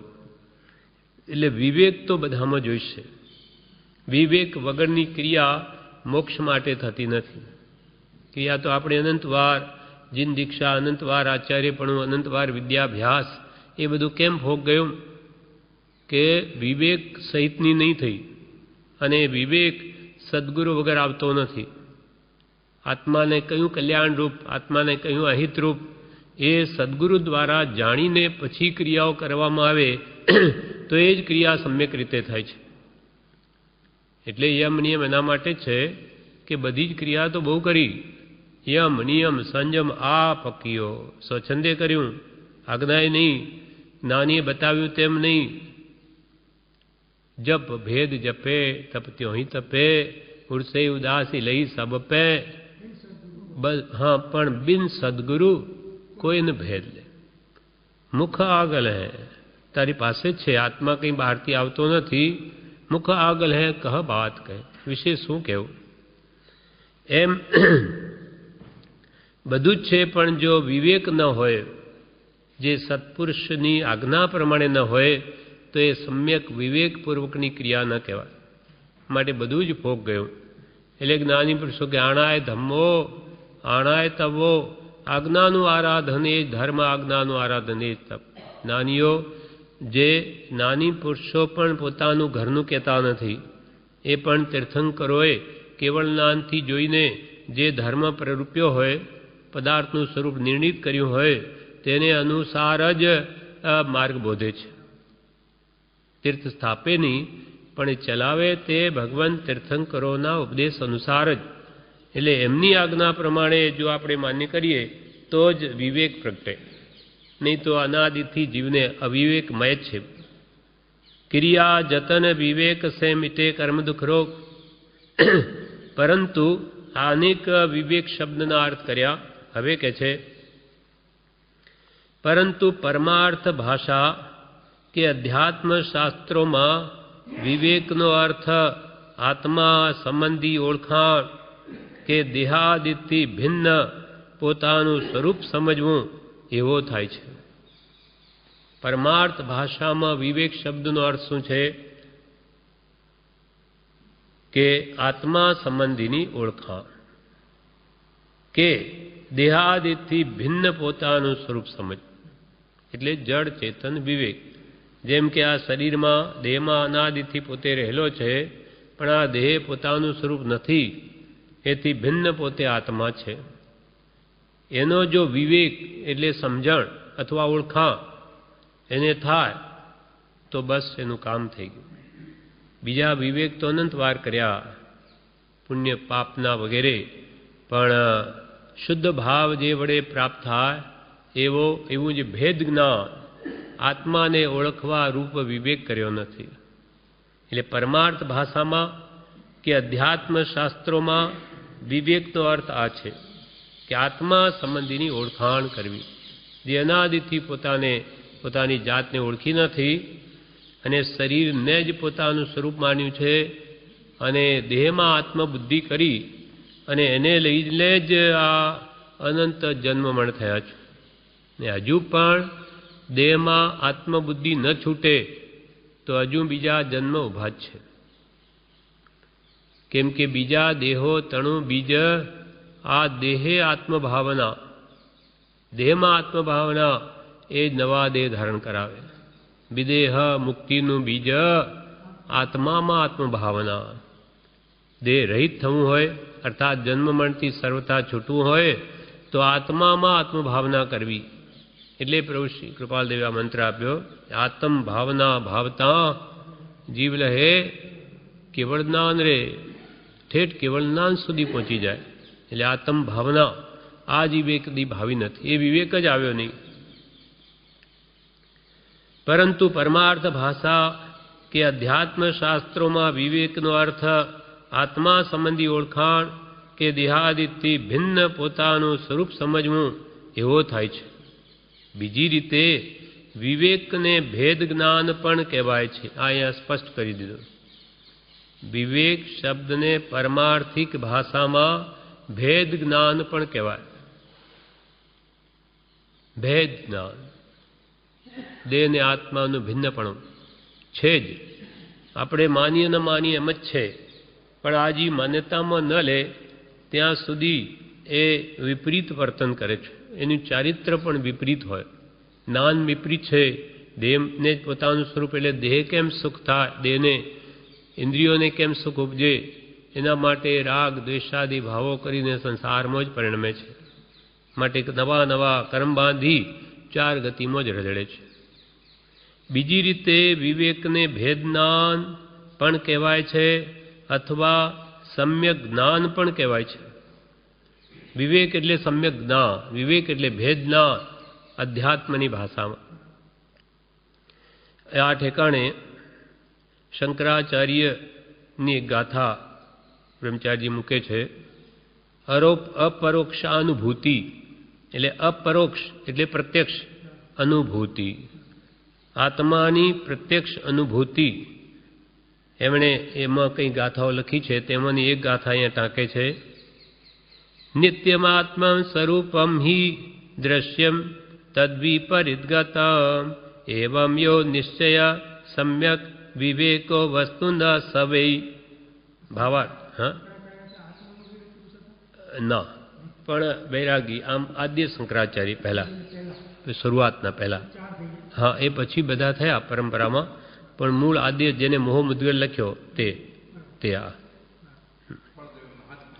હા મહાત્મા એટલે વૈરાગ્યમાં. એટલે આવા જીવો આગળ કોઈ જ્ઞાનીનો યોગ પામીને તરી શકે, કેમ કે વૈરાગ્ય ઉપશમની જ ખામી છે.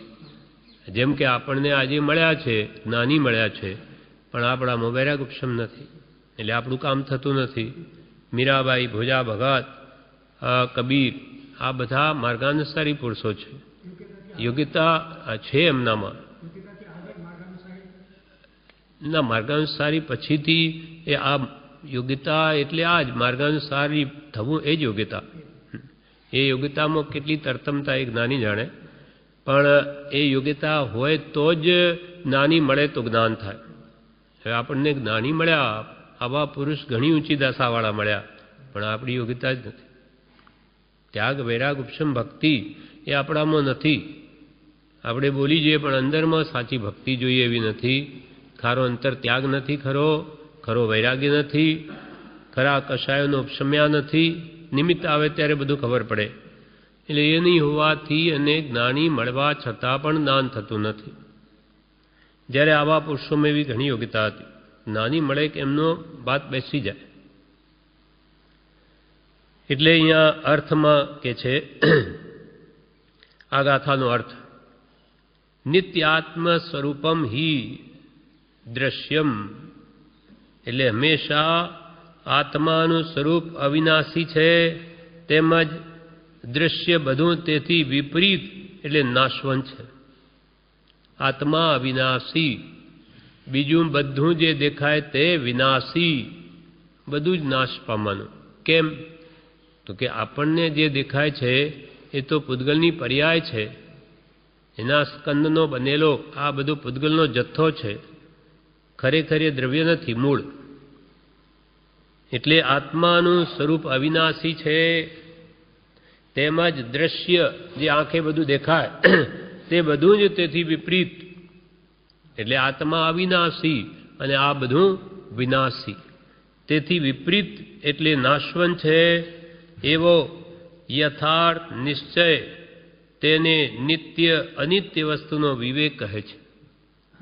કે જેને આ વસ્તુ બેસી ગઈ, આ વાત ઉતરી ગઈ ગળે કે આત્મા જ શાશ્વત, બીજું બધું અશાશ્વત નાશવંત, એ જેને નિશ્ચય થઈ ગયો તેને નિત્ય અનિત્ય વસ્તુનો નિશ્ચય થઈ ગયો, તેનું નામ જ વિવેક. એવો યથાર્થ નિશ્ચય તેને નિત્યાનિત્ય વસ્તુનો વિવેક કહે છે.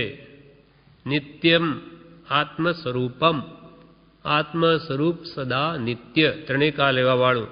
દ્રશ્યમ તદ વિપરીતમ, જે દેખાય છે તે તેથી વિપરીત છે, એટલે કે નાશવંત છે. એવમ યો નિશ્ચય, એવો જેને નિશ્ચય થયો, સમ્યક વિવેકો વસ્તુનઃ સવૈ, તેને વિવેક વસ્તુનો સમ્યક વિવેક થઈ ગયો. હિત અહિત આત્માને અથવા વસ્તુ તત્વનું સાચું સ્વરૂપ સમજવામાં આવી ગયું.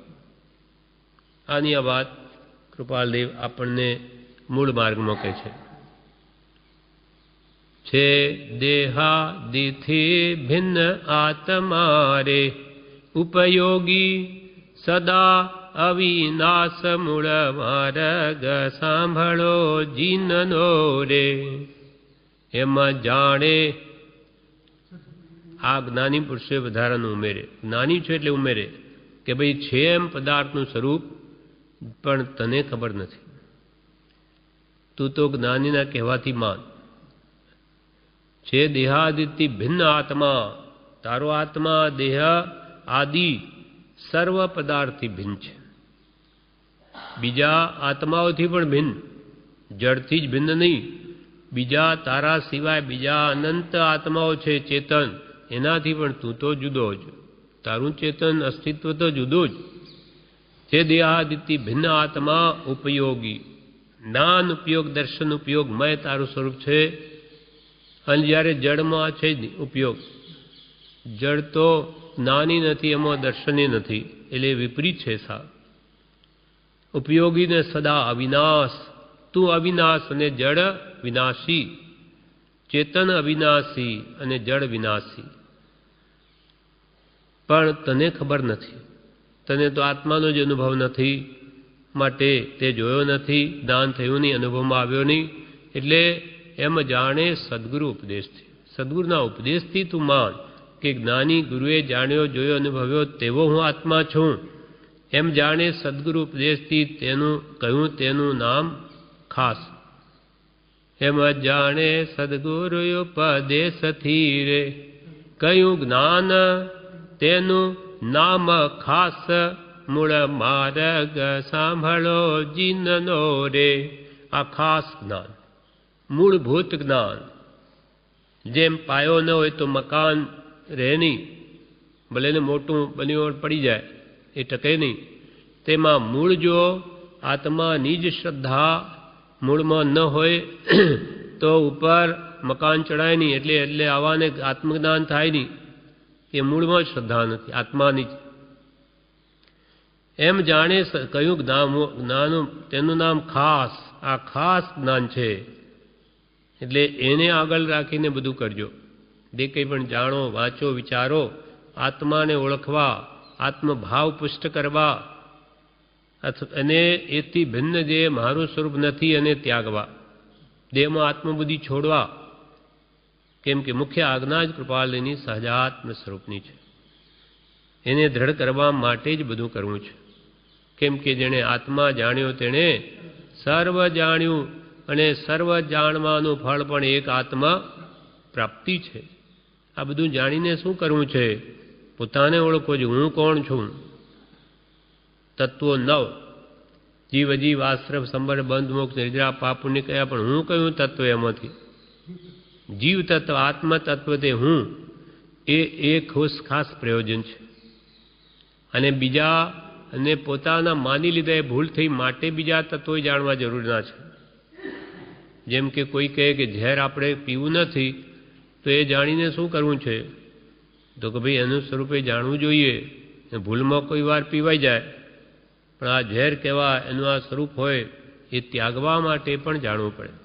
એટલે આખી મોક્ષમાળાની પદ્ધતિ, શિક્ષણ પદ્ધતિમાં કૃપાલદેવે એમ કહ્યું કે હે જ્ઞેયને ઉપાધિ રૂપે મોક્ષમાળા વાંચજો. એક પાઠ વાંચો તો એમાં ત્યાગવા યોગ્ય શું આવ્યું, ગ્રહણ કરવા યોગ્ય શું આવ્યું, અને જાણવા યોગ્ય તો બે છે. જે ત્યાગવું છે એ પણ જાણવું, ગ્રહણ કરવું છે એ પણ જાણવું.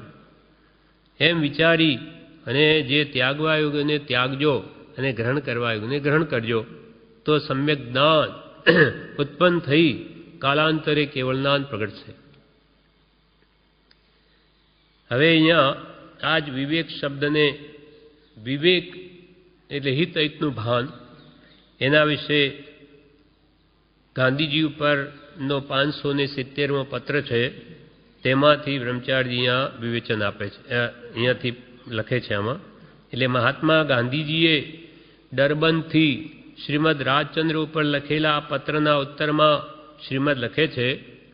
તેમાં વિવેક જ્ઞાન અને તેના ઉપાય તથા સાવધાની વિશે સુંદર લખ્યું છે. તે જાણવા યોગ્ય છે. બ્રહ્મચારીજી કે તે પત્રની અંદર કૃપાળુદેવે વિવેક જ્ઞાન સંબંધી અને એ વિવેક કેમ પ્રગટે તેના ઉપાય તથા સાવધાનીથી વર્તવું એના વિશે સુંદર લખ્યું છે તે જાણવા યોગ્ય છે. હવે એ પત્ર કૃપાળદેવને આ મૂકે છે. સુગ્ન ભાઈ શ્રી મોહનલાલ પ્રત્યે શ્રી ડરબન. મોહનલાલ કરમચંદ ગાંધી, ગાંધીજીનું નામ મોહનલાલ હતું, પિતાનું નામ કરમચંદ, પણ એ ગાંધીજીના નામે પછી પ્રખ્યાત થયા. એટલે અહીંયા સુગ્ન ભાઈ શ્રી મોહનલાલ પ્રત્યે શ્રી ડરબન પત્ર એક મળ્યું છે. જેમ જેમ ઉપાધિનો ત્યાગ થાય તેમ તેમ સમાધિ સુખ પ્રગટે છે. ઉપાધિનો ત્યાગ થાય તેમ તેમ સમાધિ સુખ પ્રગટે. જ્ઞાનીઓની આ દ્રષ્ટિ છે કે જેમ આપણે બધી ઉપાધિમાં સુખ માન્યું, પણ એનો ત્યાગ થાય ત્યારે આત્માનું સુખ પ્રગટે. સાચું સુખ પ્રગટે ક્યારે? જેમ જેમ ઉપાધિ રહિત થાય ત્યારે. બાકી 832માં પત્રમાં તો કૃપાળુએ શું કહ્યું? મોટો ચક્રવર્તી રાજા તે પણ વધતા વૈભવ અને પરિગ્રહના સંકલ્પમાં પ્રયત્નવાન છે અને મેળવવામાં સુખ માને છે કે હજુ મને મળે તો સુખ થાય. આ સંસારીઓની દ્રષ્ટિ છે, જ્યારે જ્ઞાનીઓની દ્રષ્ટિ ત્યાગની છે. મેળવવામાં સુખ માને છે. મોટો ચક્રવર્તી રાજા તે પણ વધતા વૈભવ અને પરિગ્રહના સંકલ્પમાં ના પ્રયત્નમાં અને મેળવવામાં સુખ માને છે. પણ અહો, જ્ઞાનીઓએ તો તેથી વિપરીત જ સુખનો માર્ગ નિર્ણિત કર્યો કે કિંચિત માત્ર પણ ગ્રહવું એ જ સુખનો નાશ છે. આ જ્ઞાનીઓની દ્રષ્ટિ કે જેમ જેમ ગ્રહણ થાય તેમ સમાધિ સુખ હાનિ પામે. જેમ જેમ ઉપાધિનો ત્યાગ થાય તેમ તેમ સમાધિ આત્મ પરિણામની સ્વસ્થતા એટલે નિરાકુળતા અંતરમાં ક્યારે રહે. ઉપાધિ ઓછી હોય ત્યારે અંતરમાં શાંતિ વેદાય. જેમ ઉપાધિ વિશેષ તેમ અશાંતિ વધે છે. જેમ જેમ ઉપાધિનો ત્યાગ થાય તેમ તેમ સમાધિ સુખ પ્રગટે છે. જેમ જેમ ઉપાધિનું ગ્રહણ થાય તેમ તેમ સમાધિ સુખ હાનિ પામે છે. અજ્ઞાનીઓ કે જેમ જેમ તમે ભેગું કરવા અથવા મહારાપણું મેળવીને વિશેષ કરો છો તેમ તેમ તમારી આકુળતા નષ્ટ થાય છે, નિરાકુળતા નષ્ટ થાય છે, આકુળતા વધે છે. અને નિરાકુળતા સુખ છે, આકુળતા છે દુઃખ. ઈચ્છામાં આકુળતા માટે ઈચ્છા મુક્ત. નવું નવું મેળવવાની ઈચ્છા તું કરીશ તો એટલો તારું દુઃખ વધવાનું છે. જેમ જેમ ઉપાધિનું ગ્રહણ થાય તેમ તેમ સમાધિ સુખ હાનિ પામે છે. વિચાર કરીએ તો આ વાત પ્રત્યક્ષ અનુભવ રૂપ થાય છે. કૃપાલ કે જો વિચાર કરો કે તમે એક વસ્તુ મેળવી તો એની સંભાળ, એની કોઈ લઈ ના જાય. કોઈ વસ્તુ લાવ્યા ખરીદી, હવે મારી, એને કોઈ લઈ ના જાય, કે તૂટી ના જાય, ફૂટી ન જાય, એની પૂરી સંભાળ રાખવી પડે. હવે આ મારી છે. પરાઈ હોય તો કંઈ વિચાર જ ના આવે, મારું ક્યાં છે, તૂટે ફૂટે એ જાણે. પોતાની ગાડી હોય, માનો હોય તો કેટલી છોકરાની જેમ સંભાળ રાખવી પડે, કંઈ બગડી ન જાય, ક્યાં મૂકું, શું કરું, સાફ કરાવો. પણ વેચી દીધી હોય તો હવે આપણે શું, જે હશે એ જાણે. એટલે ગઈ ઉપાધિ. એમ કે પ્રત્યક્ષ આ વાત તમને અનુભવમાં આવે એવી છે. કોઈ પણ વસ્તુના ગ્રહણ કરવામાં કેટલી એની દેખભાળ અને એના પ્રત્યે કેટલા વિચાર કરવા પડે એ વાત તમને કે વિચાર કરો તો સમજાયું છે. વિચાર કરીએ જેમ જેમ ઉપાધિનું ગ્રહણ થાય તેમ તેમ સમાધિ સુખ હાનિ પામે છે. વિચાર કરીએ તો આ વાત પ્રત્યક્ષ અનુભવ રૂપ થાય છે. જો કંઈ પણ આ સંસારના પદાર્થોનો વિચાર કરવામાં આવે તો તે પ્રત્યે વૈરાગ્ય આવ્યા વિના રહે નહીં. કેમ કે માત્ર અવિચારે કરીને તેમાં મોહ બુદ્ધિ રહે છે. કૃપાલે તો કે છે કે જો કંઈ પણ આ સંસારના પદાર્થોનો વિચાર કરવામાં આવે તો શું આપણે વિચાર નથી કરતા? જગતમાં બધા વિચાર કરે, પણ નાનીની દ્રષ્ટિએ વિચાર કરવો જોઈએ.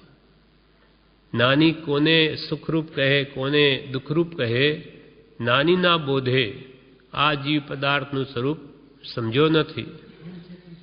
જેમ છે તેમ નથી સમજ્યો. નાનીના ઉપદેશે જો સમજે તો તે જીવને સમ્યક દર્શનની પ્રાપ્તિ થાય છે. એટલે સમ્યક જ્ઞાન થાય, વાત જેમ છે તેમ સમજાઈ જાય. પણ આ જીવ જગતની દ્રષ્ટિએ પદાર્થનું સ્વરૂપ જુએ છે, વિચારે છે, માટે તે ગ્રહણ કરવાની જ બુદ્ધિ થાય છે. કેમ કે દુનિયામાં તો એ જ છે, બધા જુએ, બંગલા જુએ, ગાડી જુએ, પૈસા જુએ, કુટુંબ વગેરે, તો કે આ સુખી, એટલે એની પણ એવી ભાવના થાય. પણ નાની સમજાવે કે એ સુખ નહીં, એ દુઃખ છે. જ્યાં ઉપાધિ ત્યાં અનાત્તા છે, એમાં સુખ નથી. એ વાત વારંવાર નાનીના દ્રષ્ટિકોણથી વિચારવામાં આવે તો સમજાય એવું છે. એટલે જો કંઈ પણ આ સંસારના પદાર્થોનો વિચાર કરવામાં આવે તો તે પ્રત્યે વૈરાગ્ય આવ્યા વિના રહે નહીં. એટલે કૃપાલ બીજું કહીએ કેટલું કેટલું કહીએ? તમે કર વિચાર તો પામ. વિચાર કરીશ તો જ તને ખબર પડશે, નહીં તો તારો અનાદિનો મોહ એમાંથી નહીં ખસે. કેમ કે માત્ર અવિચારે કરીને તેમાં મોહ બુદ્ધિ રહે છે. વિચાર જ નથી કરતો કે આ કેવી રીતે મને સુખરૂપ છે કે દુઃખરૂપ, એટલે એમાં એનો મોહ જે અનાદિનો છે જ તે તેમનો તેમ રહે છે. કેમ કે માત્ર અવિચારે કરીને તેમાં મોહ બુદ્ધિ રહે છે, એટલે કે તેને સદવિવેક પ્રગટતો નથી. આત્મા છે, આત્મા નિત્ય છે. એ જ પત્રમાં કૃપાલે લખે છે, આત્મા છે, આત્મા નિત્ય છે, આત્મા કર્મનો કર્તા છે, આત્મા કર્મનો ભોગતા છે. તેથી તે નિવૃત્ત થઈ શકે છે, અને નિવૃત્ત થઈ શકવાના સાધન છે એ 6 કારણો જેને વિચારે કરીને સિદ્ધ થાય તેને વિવેક જ્ઞાન અથવા સમ્યક દર્શનની પ્રાપ્તિ ગણવી, એમ શ્રીજીને નિરૂપણ કર્યું છે. જે નિરૂપણ મુમુક્ષુ જીવે વિશેષ કરી અભ્યાસ કરવા યોગ્ય છે. 6 પદ. આત્મા છે તે નિત્ય છે કરતા નિજ કર્મ, છે ભોગતા, વળી મોક્ષ છે, મોક્ષ ઉપાય સુધર્મ. આત્મા છે, આત્મા નિત્ય છે, આત્મા કર્મનો કરતા છે, આત્મા કર્મનો ભોગતા છે. તે કર્મોથી તે નિવૃત્ત થઈ શકે છે, અર્થાત મુક્તિ મેળવી શકે છે, અને કર્મોથી નિવૃત્ત થઈ શકવાના સાધન પણ છે. જ્ઞાન, દર્શન, સંયમાદિ મોક્ષ પદના ઉપાય છે. એ 6 કારણો જેને વિચારે કરીને સિદ્ધ થાય, વિચારે કરીને વાત બેસી જાય, તેને વિવેક જ્ઞાન થયું અથવા સમ્યક જ્ઞાન થયું. સમ્યક દર્શનથી સાચી શ્રદ્ધા થઈ ગઈ અને બેસી ગઈ વાત કે હું આત્મા જ છું. તેને વિવેક જ્ઞાન પ્રગટ્યું અથવા સમ્યક દર્શનની પ્રાપ્તિ ગણવી, એમ શ્રીજીને નિરૂપણ કર્યું છે. ભગવાન જીનેશ્વરોએ કેમ કહ્યું છે? અને જે નિરૂપણ મુમુક્ષુ જીવે વિશેષ કરી અભ્યાસ કરવા યોગ્ય છે. વિશેષ કરી અભ્યાસ આપણો અનાદિનો દેહાધ્યાસ છે, ગાઢ અભ્યાસ છે. દેહ તે જ હું. એટલે હવે અહીંયા આનો પણ વિશેષ અભ્યાસ કરવાયો છે. આપણે વારંવાર 56નો પત્ર અહીંયા 2 વાર બોલીએ કે આત્મસિદ્ધિ 2 વાર હમણાં બોલાય છે. આ 6 પદની શ્રદ્ધા કરવા માટે, અભ્યાસ કરવા માટે હું આત્મા જ છું, નિત્ય જ છું, એ ભાવ દ્રઢ થાય. એટલે શ્રીજીને આ નિરૂપણ કર્યું છે. જે નિરૂપણ મુમુક્ષુ જીવે વિશેષ કરી અભ્યાસ કરો વારંવાર. કેમ કે અનાદિનો જે અભ્યાસ છે તે એકદમ જાય એવો નથી. એ વાત બી કૃપાલદેવ આગળ આ જ પત્રમાં જણાવે છે. પૂર્વના કોઈ વિશેષ અભ્યાસ બળથી એ 6 કારણોનો વિચાર ઉત્પન્ન થાય છે. પૂર્વે કંઈ આરાધના કરી હોય, નાની મળ્યા હોય, અને એ 6 પદ સંબંધી વિચારણા ખૂબ કરી હોય, તો પૂર્વના કોઈ વિશેષ અભ્યાસ બળથી એ 6 કારણોનો વિચાર ઉત્પન્ન થાય છે. પૂર્વે વિચારણા ઉત્પન્ન કરેલી હોય આત્મા સંબંધી, તો આ ભાવમાં એને સહજમાં વાત બેસી જાય કે વાત બિલકુલ સત્ય છે, અથવા સત્સંગના આશ્રયથી તે વિચાર ઉત્પન્ન થવાનો યોગ બને છે. કાં પછી સત્સંગમાં સત્પુરુષો આપણને જે ઉપદેશ આપે તે વારંવાર વાંચવાથી, સાંભળવાથી એ ભાવો આપણા અંદર દ્રઢ થતા જાય. સકારણ આપણને બધું બતાવે, નય નિક્ષેપ પ્રમાણ દ્રષ્ટાંતિ વાત સમજાવે એટલે બેસી જાય. ક્રોધાદિ તરતમ્યતા સર્પાદિ કનિમાય પૂર્વ જન્મ સંસ્કાર તે જીવ નિત્યતા ત્યાં, કે ભાઈ આ સાપમાં એટલો બધો ક્રોધ કેમ, બીજામાં નહીં?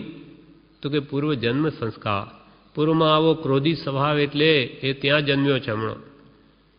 અથવા જાતિ વેરો છે ઉંદર અને બિલાડી વચ્ચે કે સાપને નોળિયા વચ્ચે, એ કેમ? તો કે પૂર્વના શત્રુઓ જે હોય એકબીજાના, તે આવી રીતે વિપરીત યોનિમાં જન્મે અને અહીંયા પણ એકબીજાને જુએ કે મારવા જ દોડે. આ બધા પૂર્વ ભાવના સંસ્કાર છે. માટે જીવ નિત્યતા ત્યાં, જીવ નિત્ય છે, મરતો નથી. માટે અહીંયા આવીને પણ એ જ કામ કરે છે, એ સંસ્કારો પૂરથી લઈ આવ્યો છે. એટલે પૂર્વના કોઈ વિશેષ અભ્યાસ બળથી એ 6 કારણોનો વિચાર ઉત્પન્ન થાય છે, અથવા સત્સંગના આશ્રયથી તે વિચાર ઉત્પન્ન થવાનો યોગ બને છે. કાં સત્સંગ હોય તો સત્પુરુષના વચન મળે, આ બધી વિચારણા થતાં એને પણ લાગે કે હા વાત તો કોઈ સત્ય જણાય છે. જેમ કે 2 બાળક જન્મ્યા હોય, એટલે એક ગરીબ ઘરમાં જન્મ્યો હોય અથવા એક શેઠને ત્યાં જન્મ્યો હોય, તો ગરીબ ઝૂંપડપટ્ટીમાં જન્મ્યો એ બાળકને ખાવાનું સારું મળે નહીં, પહેરવા ઓઢવાની ન હોય અને ગટર પાસે પડ્યો હોય, મચ્છર કરડતા હોય, તો એ કેમ ત્યાં જન્મ્યો? અને બીજો બાળક શેઠને ત્યાં કેમ જન્મ્યો? તો આપણે શું કહીશું? એના કર્મે ત્યાં જન્મ્યો. તો પછી ફરી પ્રશ્ન ઊભો થાય કે એણે કર્મ કર્યા ક્યાં? હજુ તો જન્મ્યો છે, કર્મ ક્યાં કર્યા? તો આપણે કહીશું પૂર્વભવમાં. તો આગલા ભવમાં જે જીવે જેવા કર્મ કર્યા તેવા જે ફળ ભોગવે છે. જેને પાપ કર્યા તે આવા ઝૂંપડપટ્ટીમાં ગરીબને ત્યાં જન્મ્યો, જેણે પુણ્ય કર્યા તે શેઠને ત્યાં જન્મ્યો.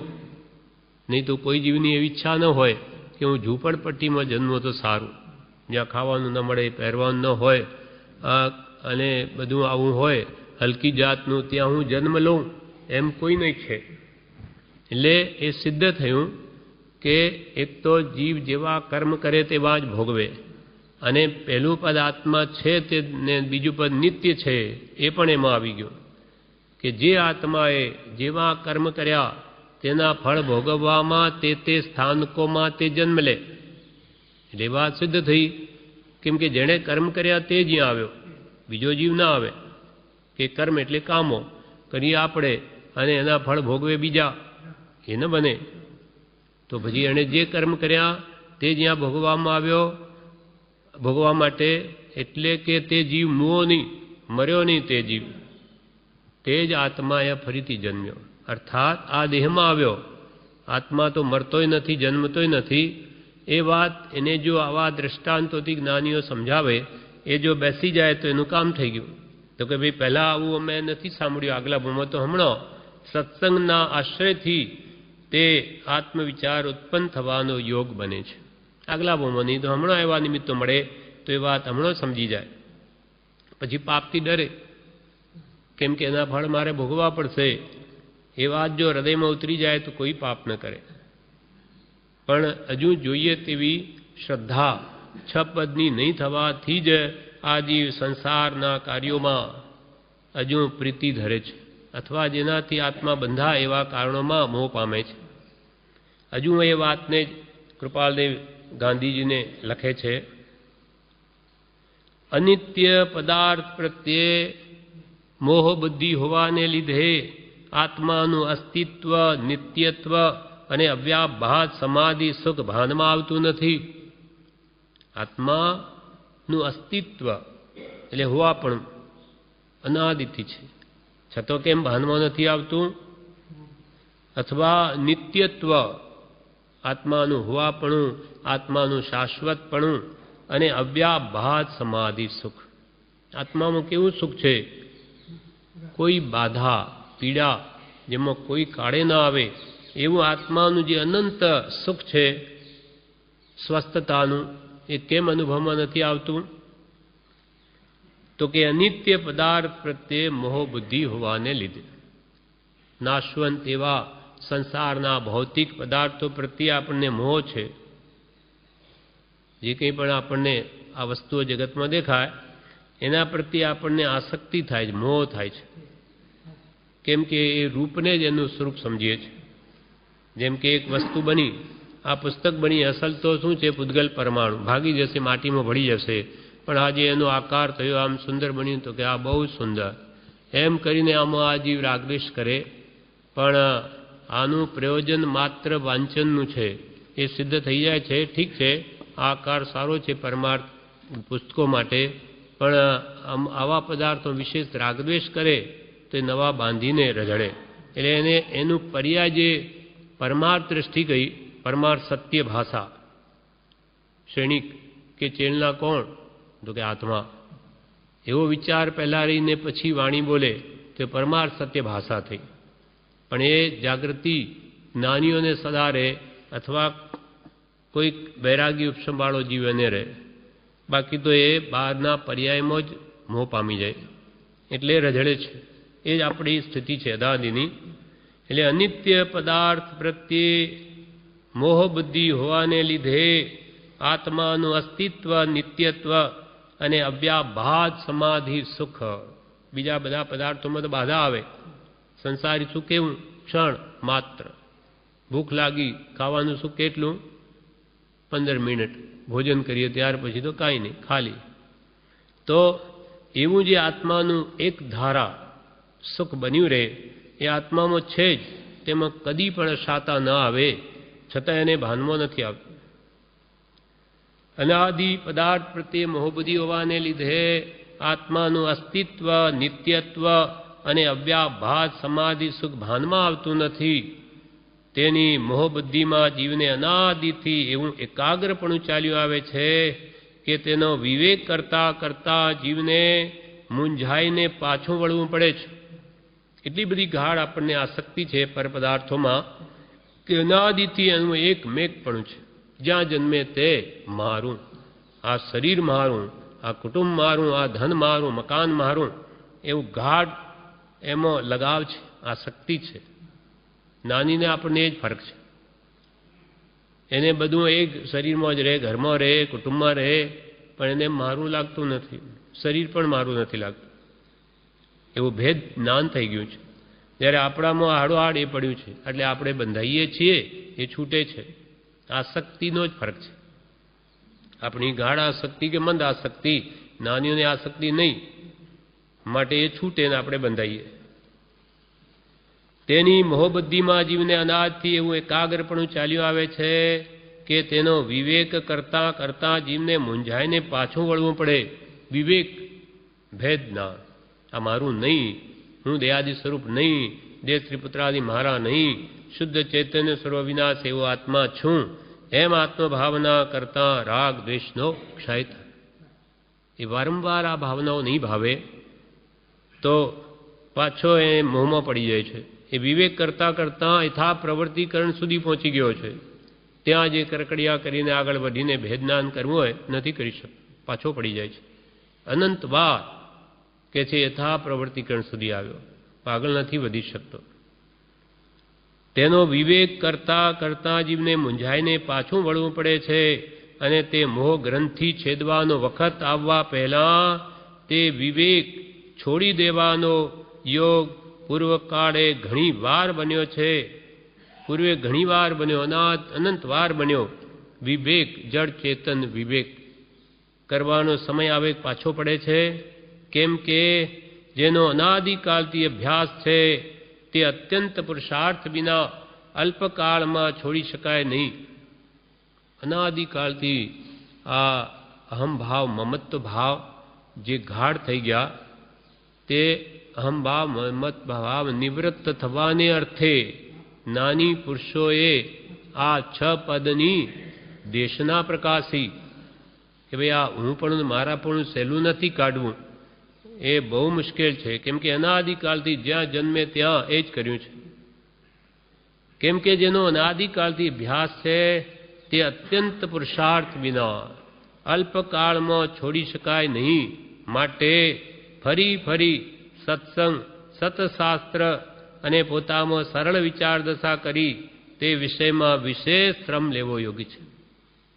સત્સંગ કે છે ખૂબ કરવો, જેવો સંગ તેવો રંગ લાગે, અને સત્શાસ્ત્રનો અભ્યાસમાં રહેવું, અને પોતામાં સરળ વિચાર દશા કરી એટલે જ્ઞાની કહે તેમ માન્ય કરવું. પોતાનું દાપણ કૂટવું નહીં, અને સરળ વિચાર દશા કરી તે વિષયમાં વિશેષ શ્રમ લેવો યોગ્ય છે. આ વિષયમાં આત્માને ઓળખવામાં અનાદિથી ભૂલ થતી આવી, માટે એમાં વિશેષ શ્રમ લેવો યોગ્ય છે કે જેના પરિણામમાં નિત્ય શાશ્વત સુખ સ્વરૂપ એવું આત્મજ્ઞાન થઈ સ્વરૂપ આવિર્ભાવ થાય છે. એનું ફળ શું આવશે કે તમે સત્સંગ, સત્શાસ્ત્ર કે એ સત્પુરુષના વચનોમાં નિમગ્ન રહેશો. શું ફળ આવશે?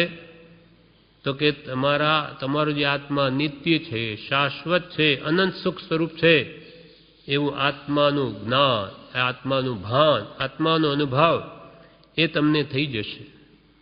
આત્મજ્ઞાન થઈ સ્વરૂપ આવિર્ભાવ થાય છે, સ્વરૂપ પ્રગટ થાય છે. એમાં પ્રથમથી ઉત્પન્ન થતા સંશય ધીરજ અને વિચારથી શાંત થાય છે. અનેક શંકા ઉત્પન્ન થશે, પણ કૃપાલ કે ધીરજ રાખવી. આમ કેમ કહી દીધું, આમ કેમ હોય એમ આડી અવળી કલ્પના ન કરવી, એને સમજવાનો પ્રયત્ન કરવો. મને નથી સમજાતું તો આગળ ઉપર સમજાશે એમ ધીરજ રાખી વિચારથી શાંત થાય છે. એમાં પ્રથમથી ઉત્પન્ન થતા સંશય એટલે શંકાઓ ધીરજથી અને વિચારથી શાંત થાય છે. અધીરજથી અથવા આડી કલ્પના કરવાથી માત્ર જીવને પોતાના હિતનો ત્યાગ કરવાનો વખત આવે છે. અધીરો થઈ જાય. પ્રભુશ્રી જેવાને પણ મંત્ર સ્મરણ કરતાં કેટલો સમય નીકળી ગયો એટલે એમને થયું કે આ કંઈ પ્રાપ્તો થતું નથી, હજુ પ્રાપ્તો થતું નથી. ત્યારે કૃપાલને કંઈ હજુ દેખાતું નથી. તે કૃપાલને કે મુનિ શું જોવાનું છે? જારી રાખો, એટલે કે અરૂપી એવો આત્મા દેખાય નહીં, અનુભવાય. એટલે પ્રભુશ્રીએ પછી જારી રાખ્યું ધીરજથી. તો ફળ પાક્યું, રસ ચાખ્યો, એમ આત્મજ્ઞાન થયું. એમ અધીરાઈ કે છે ન કરવી. ધીરજના ફળ મીઠા છે. અધીરજથી અથવા આડી કલ્પના કરવાથી માત્ર જીવને પોતાના હિતનો ત્યાગ કરવાનો વખત આવે. છોડી દે. ઉતાવળે કે આંબા પાકે નહીં, દરેકનો સમય હોય. એમ આડી અવળા કલ્પ કરીને જો સાધન મૂકી દે તો ગયું. અને અનિત્ય પદાર્થનો રાગ રહેવાથી તેના કારણે ફરી ફરી સંસાર પરિભ્રમણનો યોગ રહ્યા કરે છે. એક તો અનાદિથી અનિત્ય પદાર્થનો મોહ તો છે જ, અને આ સત્ય પદાર્થ પ્રત્યે કંઈક રુચિ થઈ હોય એમાં વળી આડી વળી કલ્પનાઓ શંકા કરીને મૂકી દે તો પછી સંસાર પરિભ્રમણનો યોગ જ ચાલુ રહે, એ છૂટે જ નહીં. અને અનિત્ય પદાર્થનો રાગ રહેવાથી તેના કારણે ફરી ફરી સંસાર પરિભ્રમણ, પરી એટલે ચારે બાજુ 84 લાખ જીવનીમાં એ સંસાર પરિભ્રમણનો યોગ રહ્યા જ કરે છે. એના જન્મમરણ નહીં છૂટે. કંઈ પણ આત્મવિચાર કરવાની, વળી કૃપાલદેવે છેલ્લા પેરેગ્રાફમાં કહે છે, કંઈ પણ આત્મવિચાર કરવાની ઈચ્છા તમને વર્તે છે એમ જાણી ઘણો સંતોષ થયો છે.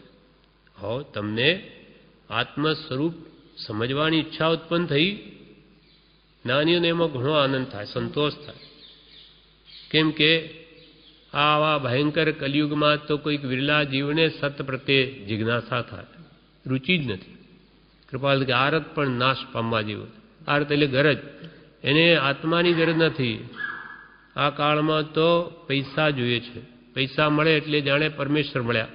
પૈસો મારો પરમેશ્વર અને હું પૈસાનો દાસ. એમ કંઈ પણ આત્મવિચાર કરવાની ઈચ્છા તમને વર્તે છે એમ જાણી ઘણો સંતોષ થયો છે. કૃપાલદેવ જ્ઞાનીઓને સાથી શાંતિ સુખ ઉપજે, આપણામાં કંઈ વૈરાગ્ય ઉપશમ ત્યાગ ભક્તિ ભાડે તો એમને ખૂબ સંતોષ થાય. પ્રભુ કે આ મુમુક્ષો તો અમારા માથાના મુકુટ છે.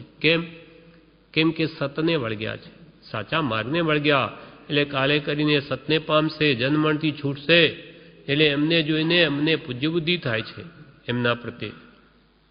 એમ આપણે કંઈ પણ આત્મવિચારણા સતની જિજ્ઞાસા પ્રગટે. જિજ્ઞાસા એ મોટો ગુણ છે. કશાયની ઉપશાંતા માત્ર મોક્ષ અભિલાષ ભવે ખેદ અંતરદયા તે કહીએ જિજ્ઞાસ. તે જિજ્ઞાસુ જીવને થાય સદગુરુ બોધ તો પામે સમકીતને વર્તે અંતર શોધ. આવી સાચી અંતરની દાદ જેને પ્રગટી એ સાચી જિજ્ઞાસા છે. આવા જિજ્ઞાસુ જીવને જ્ઞાનીનો ઉપદેશ થાય તો એનું ફળ આત્મજ્ઞાન આવે. એટલે કંઈ પણ કૃપાલ કે કંઈ પણ આત્મવિચાર કરવાની ઈચ્છા તમને વર્તે છે એમ જાણી ઘણો સંતોષ થયો છે. તે સંતોષમાં મારો કંઈ સ્વાર્થ નથી કે ભાઈ તમે આત્મઈચ્છા તમને ઉત્પન્ન થઈ એથી મને કંઈ લાભ થઈ જશે, એવું કંઈ નથી.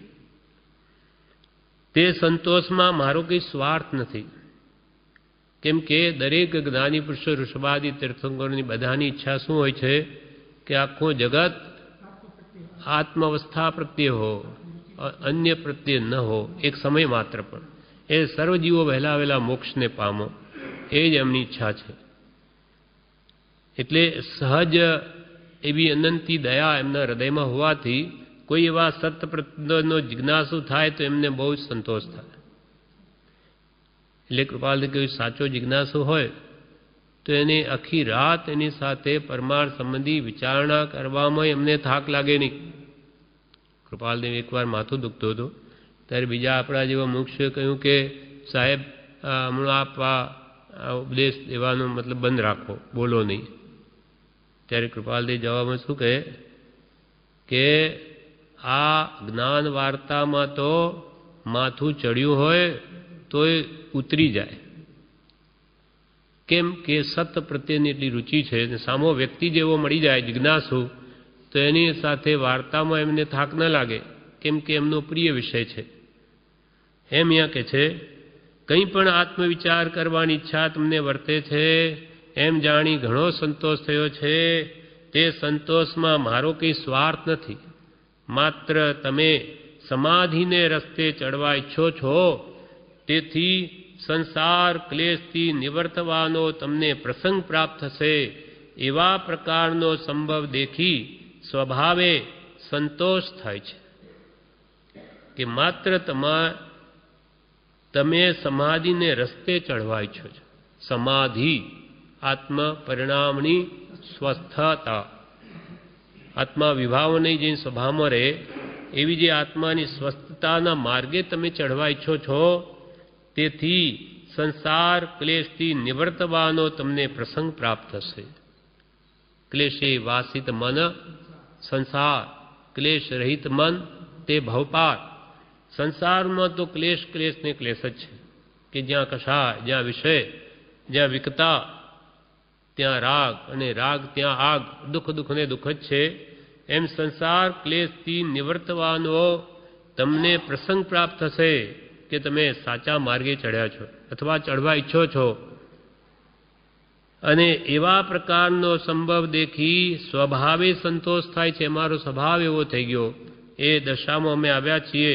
એટલે આવા ઉત્તમ ભાવો કોઈના પણ જાણી અને સ્વભાવે અમને પરમ સંતોષ થાય છે. એવા પ્રકારનો સંભવ દેખી સ્વભાવે સંતોષ થાય છે. એ જ વિનંતી આ સ્વ પ્રણામ. આ પ્રમાણે શ્રીમદ રાજચંદ્ર મુંબઈ ફાગણ વદ 5 શનિ 1951 આ પ્રમાણે પત્ર પૂરો કરી અને નીચે ગાથા બ્રહ્મચારીજી પણ કૃપાલની એ જ લખે છે કે છે દેહાદિથી ભિન્ન આ તમારે ઉપયોગી સદા વિનાશ. મૂળ માર્ગ સાંભળો જીનનો રે, એમ જાણે સદગુરુ ઉપદેશથી રે કયું જ્ઞાન તેનું નામ ખાસ. મૂળ માર્ગ સાંભળો જીનનો રે. શ્રીમદ રાજચંદ્ર. આ પ્રમાણે વિવેક એટલે જડ ચેતન વિવેક. એ સમજાવવા માટે જ આ બધા પ્રયત્ન છે. એટલે વિવેકનો અર્થ આપણને આ કર્યો કે એનાથી બીજા વિવેક સમાજમાં કે બીજામાં વિવેક ડાપણથી વર્તીને વ્યવહાર કુશળતા વાપરે એ સારું છે, ના નહીં, એ વ્યવહારથી થયું. પરમાર્થમાં તો જડ ચેતન વિવેક કરવું. હવે જડ શું, ચેતન શું, પોતે કોણ અને આ શરીર શું, તો કે શરીર જડ, આત્મા ચેતન, જડ ચેતનનો વિવેક કરો તો આ અનાદિથી જન્મ મરણનો અંત આવે. આ પ્રમાણે સમજાવવા અર્થે પ્રવેશિકામાં પણ આ પાઠ હવે પૂરો થયો. વિશેષ આપણે અવસર લઈશું.